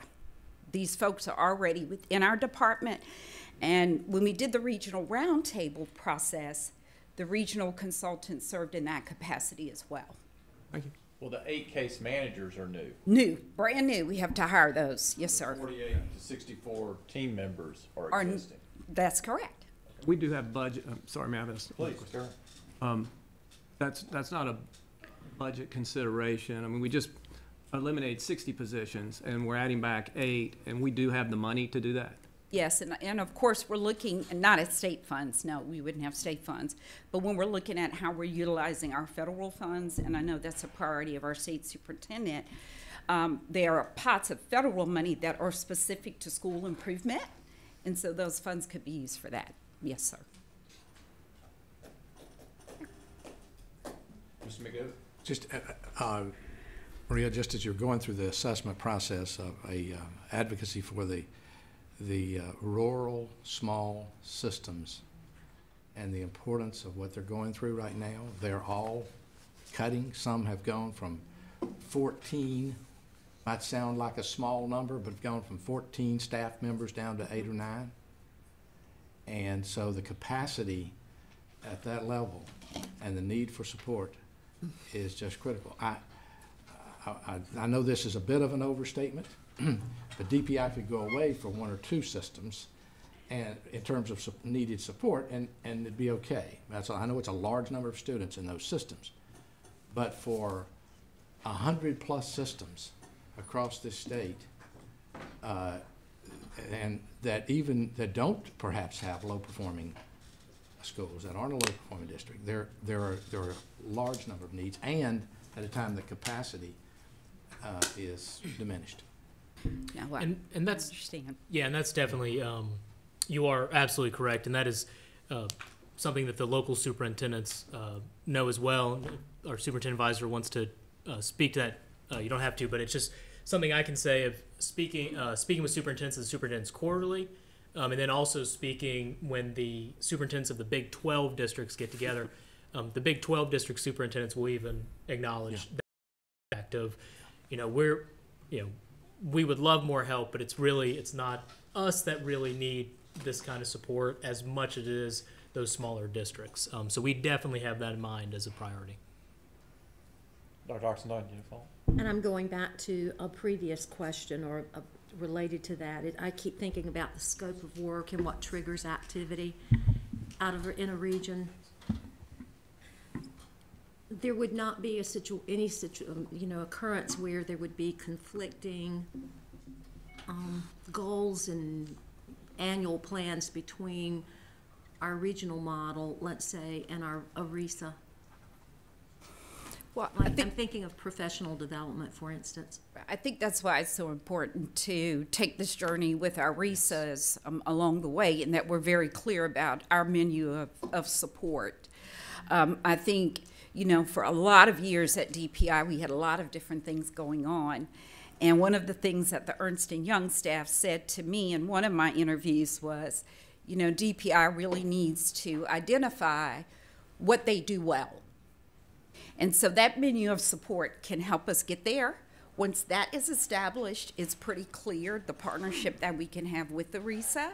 And in the first conversation we had with RESA directors, they were very open to, if there's something that is not on your menu of support, then that can give us clarity on what we can then provide. So I think it will just give clarity all the way across the board in how we deliver services. Thank you. Mr. Keenan? Just briefly, I heard Mr. Machado talk about the term "do more with less," and I've heard that so many times, and that's really, in my opinion, not really fair to our children, because you're really not doing more. People use that adage, but you are losing quality. You might call it more with less, but it's not. It's not more. So I just want to emphasize that I just don't agree with that, and until folks begin to believe otherwise, we will continue to shortchange our children. And I appreciate all you do. And I think also must recognize when our children are being shorted, we must speak up. And that's what I feel about it. Other questions? Okay.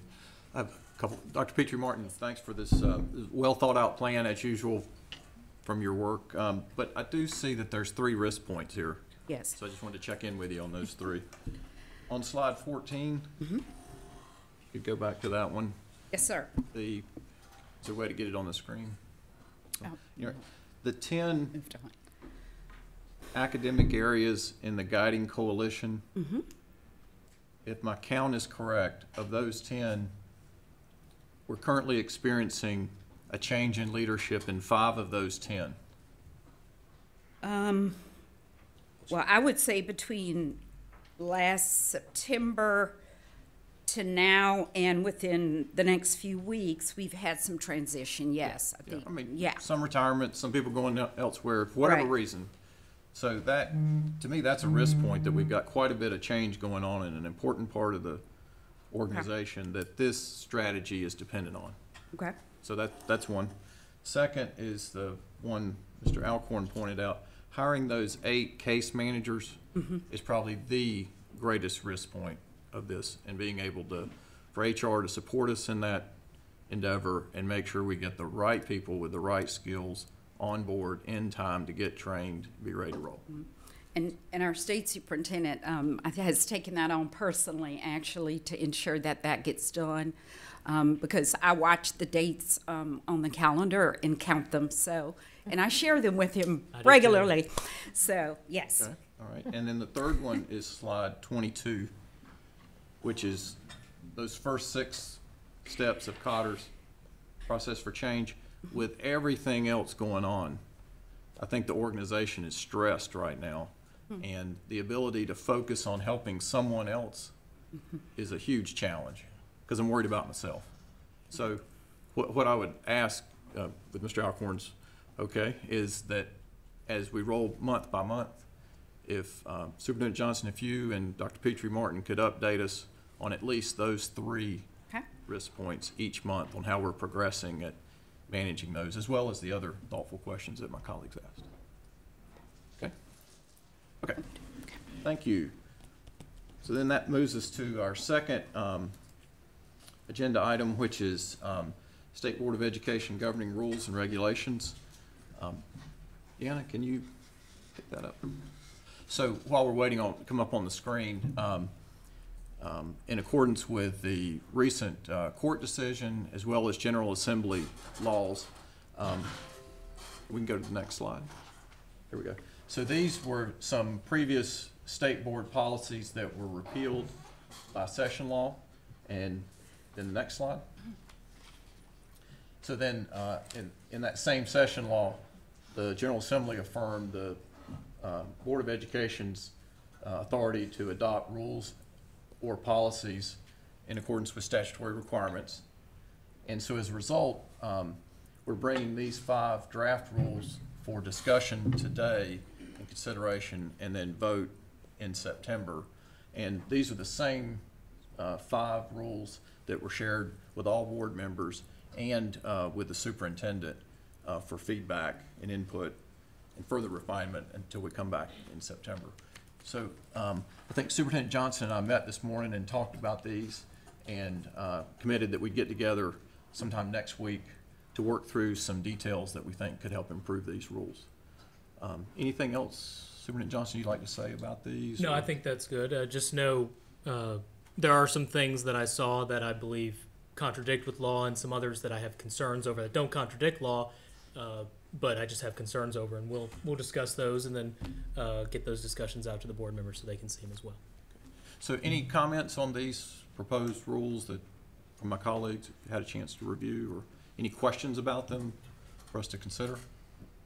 Well, but they don't cover the entire waterfront.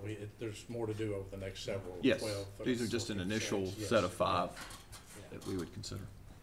Yes, Dr. Oxendine. Remind me again on reservation of authority. Okay. Can you go to that?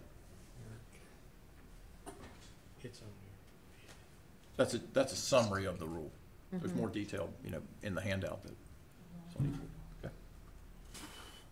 Okay. I would say just in the future, can we post them on the e-board in addition with the PowerPoint instead of the click-through? That's just what I'm used to in the past. Yeah, good suggestion. Okay. Anything else on this? Okay, so this will be back before us in September. But please send any feedback or input, ideas you have on these rules to me and Mr. Alcorn. Okay, last item is around DPI organizational change, and so just a couple things there, and then I'll turn it over to the superintendent.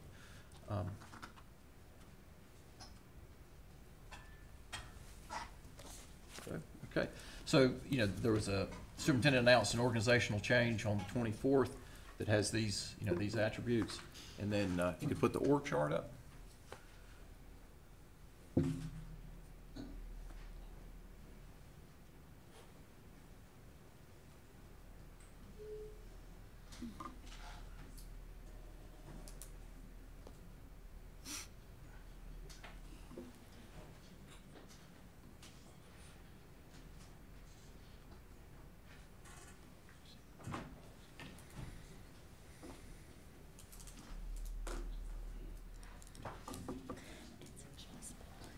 Okay, Superintendent Johnson? Yep, thank you. I was prepared to speak publicly about these for the superintendent's report tomorrow, but I will take this opportunity to convey the same message that was going to go out tomorrow. First, let me just start with I am very excited and optimistic with the new org chart for the Department of Public Instruction. Since taking office a year and a half ago, I have advocated for a real sense of urgency around innovation that we can be doing here, bringing forward positive changes to the department that will then be able to help us impact schools around the state and educators and parents and students in a positive manner. We have, over the course of the past year and a half, discussed the need to reduce silos at DPI. This org chart is one step in that direction, but it's just a step. And I actually appreciate a conversation I had with Mr. McDevitt where we talked about this.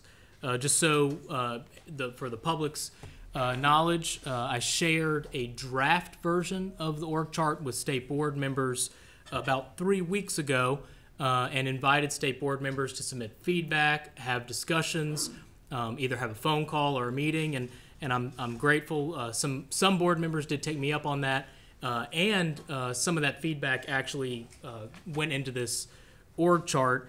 The one point that Mr. McDevitt made that really resonated with me that I internalized, but it's good that he said it because I should say it too. You don't break down silos just through an org chart. It really is about driving collaboration and it starts with leadership at the top. And it's important to have that in every section of the agency. Very much what Dr. Peter-Martin was just saying. This has to be owned by the whole agency in order to drive this new idea of we are collaborating as a group. No matter what position you find yourself here at DPI, you can be someone who works in a collaborative impact manner as a team to help low-performing schools. It no longer has to be, we have one division that goes out to low-performing schools and they help. This is something that can be owned by the entire agency. So that drive for all staff, starting at the top, is extremely important. And the org chart is just the first step in that. It then goes with the leadership from my level and then from the deputy state superintendents to the directors and everyone in this building, really having that as the goal of our building. The most important point to make for the board and for this building is that's just one part of the start of the collaboration we need. So as to that, right now I want to speak to the DPI team. For the last year and a half, it has been the state board, the office of the state superintendent, and DPI. That is the world we lived in for the last year and a half. It led to some distractions. It led to some minor headaches. But we've also gone through a lot of heartaches in this building as well during that time. I'm excited about this path forward. We now see this org chart as we have the state board and we have DPI. And I'm excited. The first thing to answer is that, yes, I mean, all of the positions that will be created out of the allotment I received for the Office of State Superintendent last summer for policy advisors or chief of staff, all of that is folded into the organization of DPI. There was, because of that relationship, the terminology that I used myself of, when I talked about my team found this, or my team found that, or my team's working over in the General Assembly, that was a result of this weird limbo we were in of state board, state superintendent, DPI. I want DPI to know right now that you are my team. This is the team. We are moving forward, and I'm very excited about Maria Peter-Martin leading this regional support structure so that as a team, we can look at the positive changes we need to make to this organization to make sure we are using all the resources that we have, and we might not have as much as we used to, but all the resources that we have in order to do the best job we can to support schools. So I'm happy to be able to address that. So the transition process. The transition process to this org chart, again, I shared this with state board members about 3 weeks ago. At that same time, I shared it with the deputy state superintendent level positions because I wanted to get feedback from the board and from those top leaders of the department simultaneously. Last week, I had this same conversation I'm having with you right now with the directors in this building. I took questions from them at that meeting, but also I have spoken with some directors privately after that meeting to take their feedback and comments. Tomorrow, we will be having 2 meetings after the state board meeting in the large room downstairs where all DPI staff will be able to come through and talk to me about this new org chart. That's a way that we can just get the message out to all staff so they have an ability, and that will be an ongoing conversation. Also, this presentation is recorded, so this is something that they can go back and listen to as well. An email was sent out to the top stakeholders, including local district leaders, charter school leaders, explaining the new organization chart, and importantly, encouraging them, again, superintendents all have my contact information. They can call me or email me at any time, and we'll get them an answer. They also know that they can contact Maria at any time and get an answer. And we wanted to establish for them the preview of the regional support teams where they will also have that contact as well for maybe not someone in the superintendent's office, the local superintendent needs an answer, but someone else in the local district, they'll know who to reach out to at DPI to get that answer. And then, as I've alluded, I've already started back to school calls with local superintendents. That's going well. I'm about halfway through the list. So I've been able to catch up with them, hear of any of their concerns, and make sure that if they have any feedback on this, that they share it as well. And that's when I've been getting some good feedback about the regional support teams and where we're going to go from there. First, so let's look at this. Let's look at the org chart. I'll be completely honest. As I've been looking at drafting this over the past year and a half, this was done with DPI in mind. This was an organization chart for DPI. So when I first shared it with the board, the State Board of Education wasn't on the org chart. It really was me just looking at the day-to-day management of DPI. A board member brought that to my attention, so we made sure that the State Board of Education was represented on this as well. You will see that the State Board of Education is on the top. That is because the State Board of Education makes the rules and regulations for our public schools and ultimately has the general supervision of our public schools. That is important to note here. And when we talk about goals and metrics, it's the State Board of Education's strategic plan and those metrics that will still measure the work of this department and how we are doing. And a lot of work has gone into that strategic plan and a lot of revisions just recently, but nothing's changing with making sure that we're on track to meet those goals and those metrics. You hear me talk often that I also have additional priorities on top of those, but in general, we definitely share those priorities. So we're going to keep measuring against those, absolutely, because that is the strategic plan for North Carolina Public Schools, because of the State Board's strategic plan.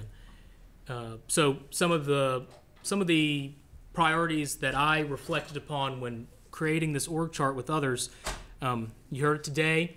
We need to reduce the amount of time that teachers and students have to spend assessing in the classroom and free that up for instruction. Along with that, I'm again looking at what kind of testing we make teachers go through.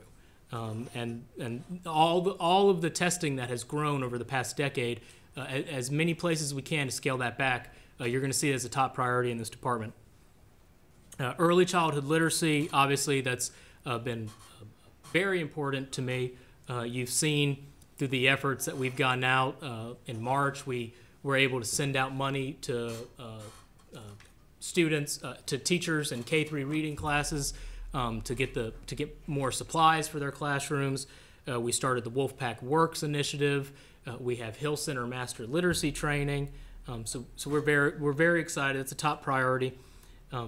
Promoting all pathways as successful pathways for all students. That is the idea of we call that career pathways. I've been a very strong proponent that not every student has to go to a four-year college to be a success. And we talk about communications and messaging. We've got to get over the hump. And when we say that, and teachers agree, and educators agree, we have to let every student know that is true, that we are proud of the route that they take, and you'll see that highlighted in the org chart. And then, of course, better customer. I didn't understand. Say that again, if you don't mind. What you just said. I'm sorry, I missed that. I'll speak later to where that priority falls in the org chart, but it's a priority where we need to innovate. So, and we are. But you were saying about college ready. Was that the comment? No, not every student has to go to a four-year college to be a success. And doesn't the state have a goal to increase that number? Isn't that a That's yes, post-secondary education attainment. That's something we're working on with the My Future NC Commission. Right, yes, which doesn't mean four-year college. Right. It means everyone's on track to be successful. So again, and we talked about this. I think Dr. Peach Martin did a great job showing the goal of the regional support and really working across the entire agency in order to support low-performing schools with wherever their needs are. So tying this to some of the EY recommendations, because this is something that board members are curious about, it aligns leadership with being able to make faster decisions by bringing more directors closer to the leadership level. We're breaking down those silos, and we're actually bringing those issues up closer to leadership. But also, we're engaging the division leaders as business owners of their own budgets. Past practices, division leaders were not the owners of their own budgets. It was all kind of held knowledge in one area of the building. Division leaders need to know what they have and what that can be used for in order to be empowered. The regional structure, of course, and then streamlining assessments, and then, of course, consolidating educator talent-related functions into a single end-to-end recruitment through licensing, really improving that process so that we are helping address the teacher pipeline issues. So again, looking at the org chart, you'll see that more directors are closer to leadership. Leadership now has a more efficient number of directors reporting to each deputy superintendent, and the org chart is aligned with priorities and synergizing domain expertise. So let's start over on the right and work our way over. Deputy Superintendent of Early Education, obviously to synergize and align expertise and get directors closer to leadership on these decision-making points.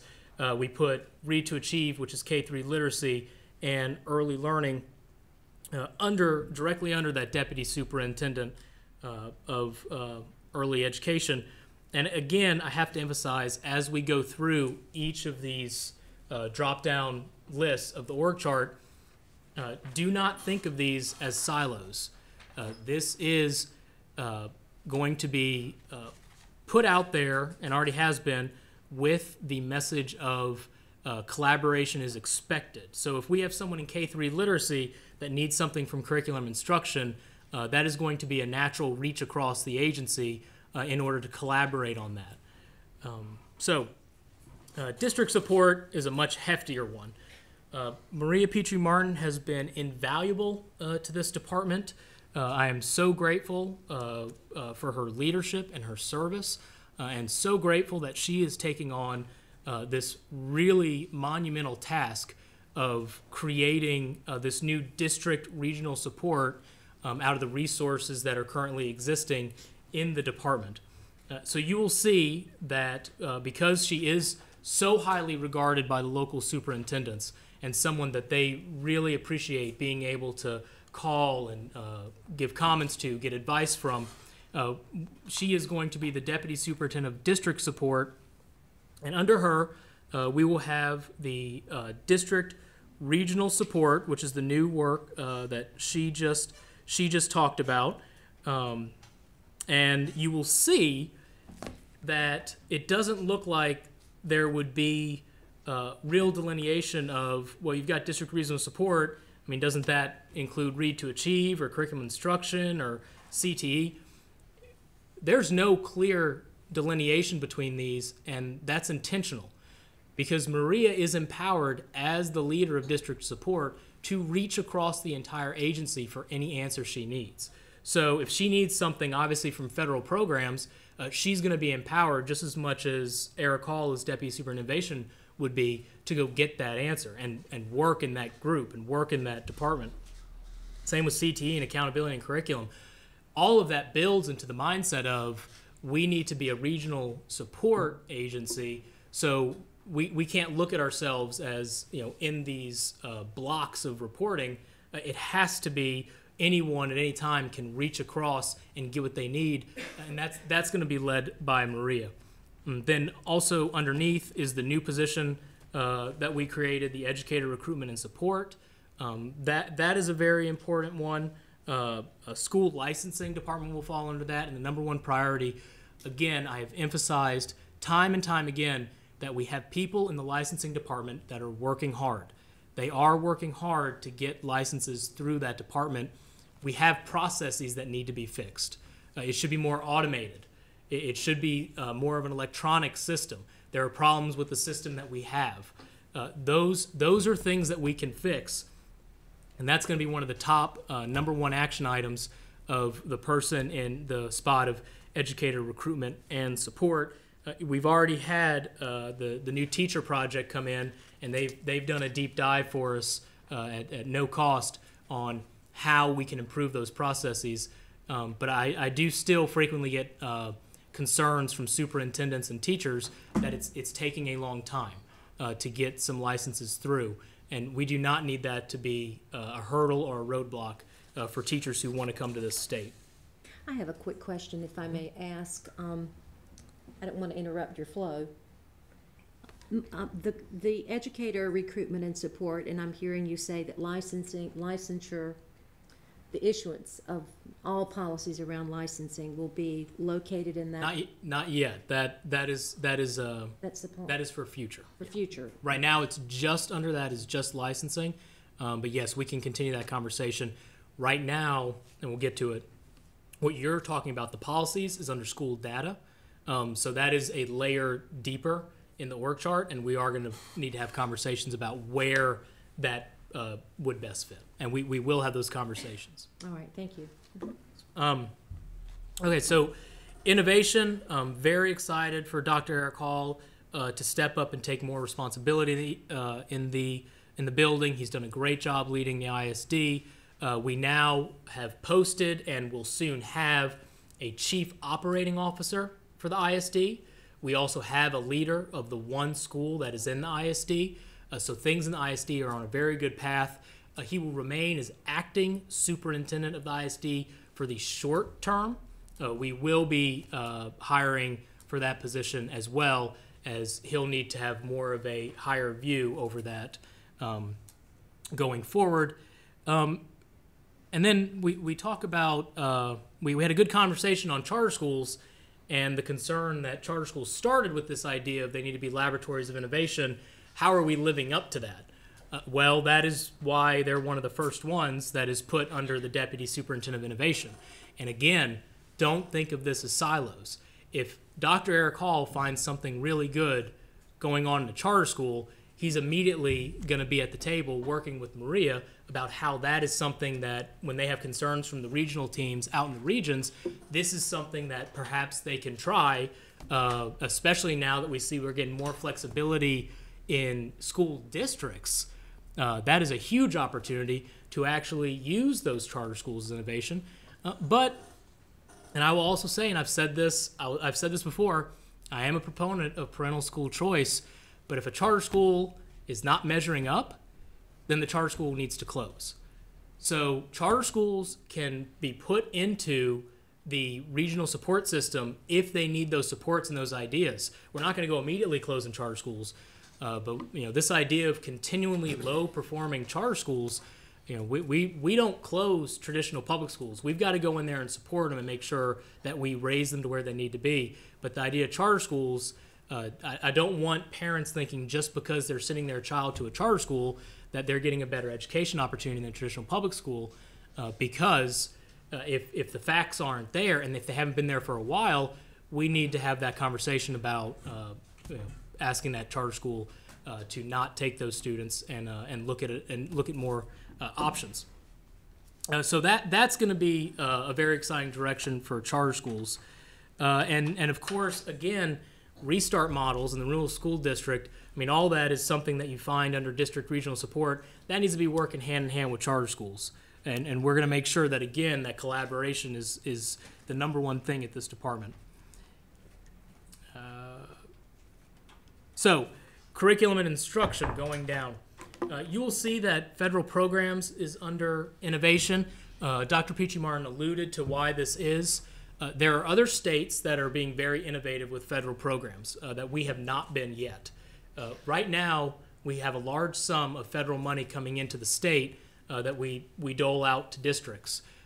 We cannot refuse that federal money if someone's not doing something well, nor should we. But what we should be looking to do is synergize and have a collaborative impact using those federal funds that are going to schools to look at those school data and match it with best practices that Maria and her team find and say to the school, okay, here comes the federal money, but we want you to look at using the curriculum from one of these lists that we have vetted. That's happening in other states, and other states are seeing very positive impact from that. So curriculum instruction, looking at that with the lens of the federal money going out, is going to be Dr. Hall, Dr. Petrie Martin, and I, and the directors looking at what are the best practices around the state, where's the curriculum really top-notch and driving that student growth and that student achievement, and what are those that we can list and say, if you're receiving federal money, you need to look at this list and you need to pick one of these ones that we rank as a tier 1 to implement into your school, because again, the data is going to drive everything. The data shows it. Accountability, that is testing. It is no surprise that we need to put testing in the category of needs innovation. And that you saw a little bit of that work starting here at this board meeting, where we're diving in, we're finding any example of where might there be a test that we're giving that is not streamlined or coordinated, that we need to really have a serious conversation of, can we stop giving that test, or is there an alternative to that test that is a better option? And then, of course, career and technical education. This is the innovative partnership. Dr. Eric Hall, I believe you actually were a member of the NC Works Commission at one point, and you also were the head of communities and schools in North Carolina. Really great connections with business leaders. We need to move beyond the idea of saying, yeah, everybody wants us to have apprenticeships and those programs. It's happening in some local districts, and we need to make sure we find where it's happening and scale that throughout the rest of the state. And we need to do that not just for our students, but for the future of North Carolina, and the business community will want to help and be a partner with that. So bringing CTE up closer to the leadership level is going to help drive those conversations. Deputy Superintendent of Operations is a new Deputy State Superintendent position that was created that is not filled right now. But what I realized we needed in the past year and a half is someone, and this again goes back to the EY recommendations, you need someone who can just help fix the internal processes in this building. There are internal processes in HR, in how we budget, in budget ownership, in procurement, is a real headache for a lot of people in this building, by the fault of no person here, but because we just have outdated processes, that we need someone who comes in and can take that from Maria and Pam and Eric, so they don't have to carry that burden. They can focus on academics and support, and really just focuses in on every day, what are they doing to improve the internal processes here at DPI. So if it's really focused on something internal or finance, which is just following a formula and getting the money out, that is something where, again, all of this is going to reach across the department, but we need someone who is really driving that work and freeing up Maria, Eric, and Pam so that they can focus on supporting the schools. So you'll find that is Chief Financial Officer. Chief School Business Officer is Alexis Schaus. I wanted, because of the uniqueness of her role, wanted to take her out and put her in a division of her own, because that is mainly where all the money coming into this building and going out to the districts that's where it's flowing through. It takes a very high level of knowledge in order to be able to run that, and I wanted to make sure that she was in a place where she was reporting directly to the Deputy Superintendent of Operations. Human resources and IT, areas where, again, not through the fault of individuals, just past practices, we need to take a hard look, and we need to improve processes in order to streamline those and make them more efficient and better supporters of inside the building, because if we better support the inside of the building, we will then in turn be able to better support the schools outside the building. Chief of Staff, another good conversation point from Mr. McDevitt and I's conversation. Chief of Staff is a project manager. I think I got the most questions from board members on the Chief of Staff role. Chief of Staff is someone who's a project manager. This is someone who can look across the department and measure against where the top priorities are and just make sure that things are getting done. And if someone's having an issue getting something done, they can kind of go in and break up any roadblock that's in the way. Now, people that fell under the Chief of Staff were more people that, again, didn't really want to put under Deputy Superintendent of Innovation or district support or early education to keep them focused on their mission of supporting districts and schools and to keep them focused on the academics. And then, of course, not under the Deputy Superintendent of Operations because they need to be focused on the internal ongoings of the building. So one is the Chief Strategy Officer. That is Chloe Gossage. She still will remain my top budget advisor. She still will remain my legislative director. Chloe really has been invaluable to this building.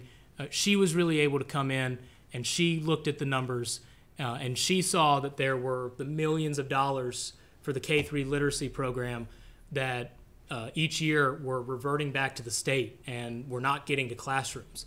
And she was very instrumental in making sure that we got that money to the classrooms instead of it going and not being used for classrooms. She was instrumental in making sure that we got the Wolfpack Works program started and the Hill Center training. All of that were very heavy lifts using money that otherwise would not have been utilized. So what I want Chloe to be empowered to do is to continue to be able to reach across that the division directors and work with leadership to continue to find ways where we can make the most out of what is being sent to us. Again, it's less and less each year, but we still have money sent to us that we can make the most out of. Going down, you also have communications. Communications is extremely important. It did not fit into any of these deputy superintendents for the reasons I already said. Drew Elliott has done a fantastic job of improving communications out to the districts. It was one of the main concerns I had running for this office. And when I got into the office, heard from a lot of local superintendents about, look, we need consistent communications. We get different things from different sections. We need consistent. We're not there yet, but we are well on the way. And I think with Drew in this part of the building, but then working very closely with Maria and the regional support, we're going to be there. Senior Policy Advisor is Erica Berry. I was very grateful to be able to bring her on. She's been very helpful in the school safety grants that will be rolling out soon. Center for Safer Schools, speaking of school safety, this arguably is one that could be under district support, but this is just such a top priority that I wanted it off in its own section, making sure that I'm checking in with Center for Safer Schools regularly because of all of the ongoings of last year. We know that this is such a top priority in local school districts, schools, and for parents and students. So we need to make sure this is a top priority and it's reflected as such. And again, they reach out across the entire org chart. And school data. School data, again, really is one that you could say you could peg in innovation or you could peg in district support. But the real importance of school data being off to the side is because I encourage every director to reach across this org chart whenever they need anything. But we all know school data is where people are going to reach across the most. And people should know that school data is absolutely there on the side because every one of these departments is going to need to reach out to school data with questions. So that it should be something that reports to every single one of these people. I think that is my overview that I shared with the directors of the org chart. I am very excited about the path forward with this. I'm very excited for the work that Maria is leading. I do believe that if we follow those suggestions from the Leading Change book as a department, we will be able to successfully implement this and not just be a regulatory agency, which our budget is becoming closer and closer to being just a regulatory agency. We can adopt this mindset, and with less, we can be able to still go out and help local schools that need our help, while also improving the processes here in this building. So thank you, and with that, I'm happy to take questions. Thank you, Superintendent Johnson. And we shared with you about 20 questions last week. First week, probably hadn't had a chance to get to all of them, but perhaps one way of dealing with a whole host of questions is if you could just send us your thoughts on those questions, then that would give us insight into some of those areas without taking up time in this meeting. So. Okay. But with that, any questions or thoughts from my colleagues? Dr. Oxendine. A quick question. Under the Deputy Superintendent of Early Education, Read to Achieve, and Early Learning, I've been thinking through that, and at first glance I thought, well, it seems like it would a better fit would be in the area of C&I, or somewhere positioned around C&I. Then I started thinking, I don't know the day-to-day responsibilities and the work of these groups. I'm more familiar with Read to Achieve than the Early Learning, but I'm thinking maybe those areas are more about the learner and less about the curriculum? The student, I'm just wondering that. So those areas are more about the developmental aspects of the child. But you could go that way, but I'll counter with, again, there are not going to be silos. So yes, it is the K-3 literacy are really the trainers that go out there and instruct on M-Class and get the Hill Center training out, and get our resources out and how to use the resources. But you're right, they need to be working very closely with curriculum. So again, that's an area where more about the child, really. Right. Yes. When I think about early learning. And then one example is in the Office of Early Learning. I mean, we have people who literally go out and are sensory support services for early childhood. But again, that's a step further into the work chart that we'll discuss further. Okay, thank you. Other questions? Mr. Chair, that concludes our. Okay, well. I may want to add some to your list. That do that. Certainly. Okay, well, thank you, Mr. Davis. That concludes our. Mr. Chair, one thing that might be helpful, this is the next level, I'm sure. Some of these boxes have titles of an individual, and some of them just Innovative School District, for example. I can't tell whether that's the superintendent or the director or. I think we talked about that, and I think what we were able to do is just break those titles down for, if it's a level down, Chief Strategy Officer, that's a person. Chief Financial Officer, that's a person. Chief School Business Officer, that's a person. But to your answer, yes, each of these boxes is a division director. The term chief was just to signify in the title.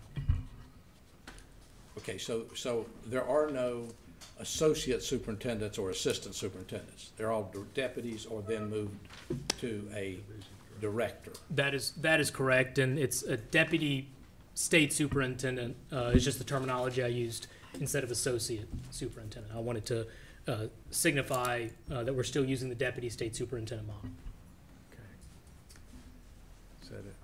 Yes. Okay, thank you, Mr. Davis. That concludes our committee reports for today, and thanks to board members, Superintendent Johnson, BPI staff, and other contributors, particularly Mr. Alcorn for your participation in today's meeting. I ask for a motion to go into closed session, and note for the audience and online listeners, the following closed session today, the meeting will be immediately adjourned, so there'll be no more open public streaming. So, Mr. Davis, do you have a motion? I move that the State Board of Education go into closed session to discuss personnel matters and to consult with our attorneys on attorney-client privilege matters, including Carter G. Woodson versus North Carolina State Board of Education, Francis Adkins versus Eastern North Carolina School for the Deaf, Ashley Dominski versus State Board of Education and Pitt County Board of Education, OV versus Durham Public Schools Board of Education, North Carolina Department of Public Instruction, Superintendent Johnson, Bill Hesse et al., Polk County versus State of North Carolina and North Carolina State Board of Education. Okay, motion, is there a second? Second by Mr. Duncan. Dr. Townsend Smith, will you please call the roll? Chairman Kobe, Yes. Vice Chair Davis, Yes. Mr. Alcorn, Yes. Mr. Chastain, Yes. Ms. White, Yes. Mr. Duncan, Yes. Mr. McDevitt, Yes. Mr. Keenan, Yes. Ms. Taylor, Yes. Dr. Oxendine. Yes. It's unanimous. Okay, the motion is agreed to, and we will convene in closed session in 10 minutes, quarter after the hour.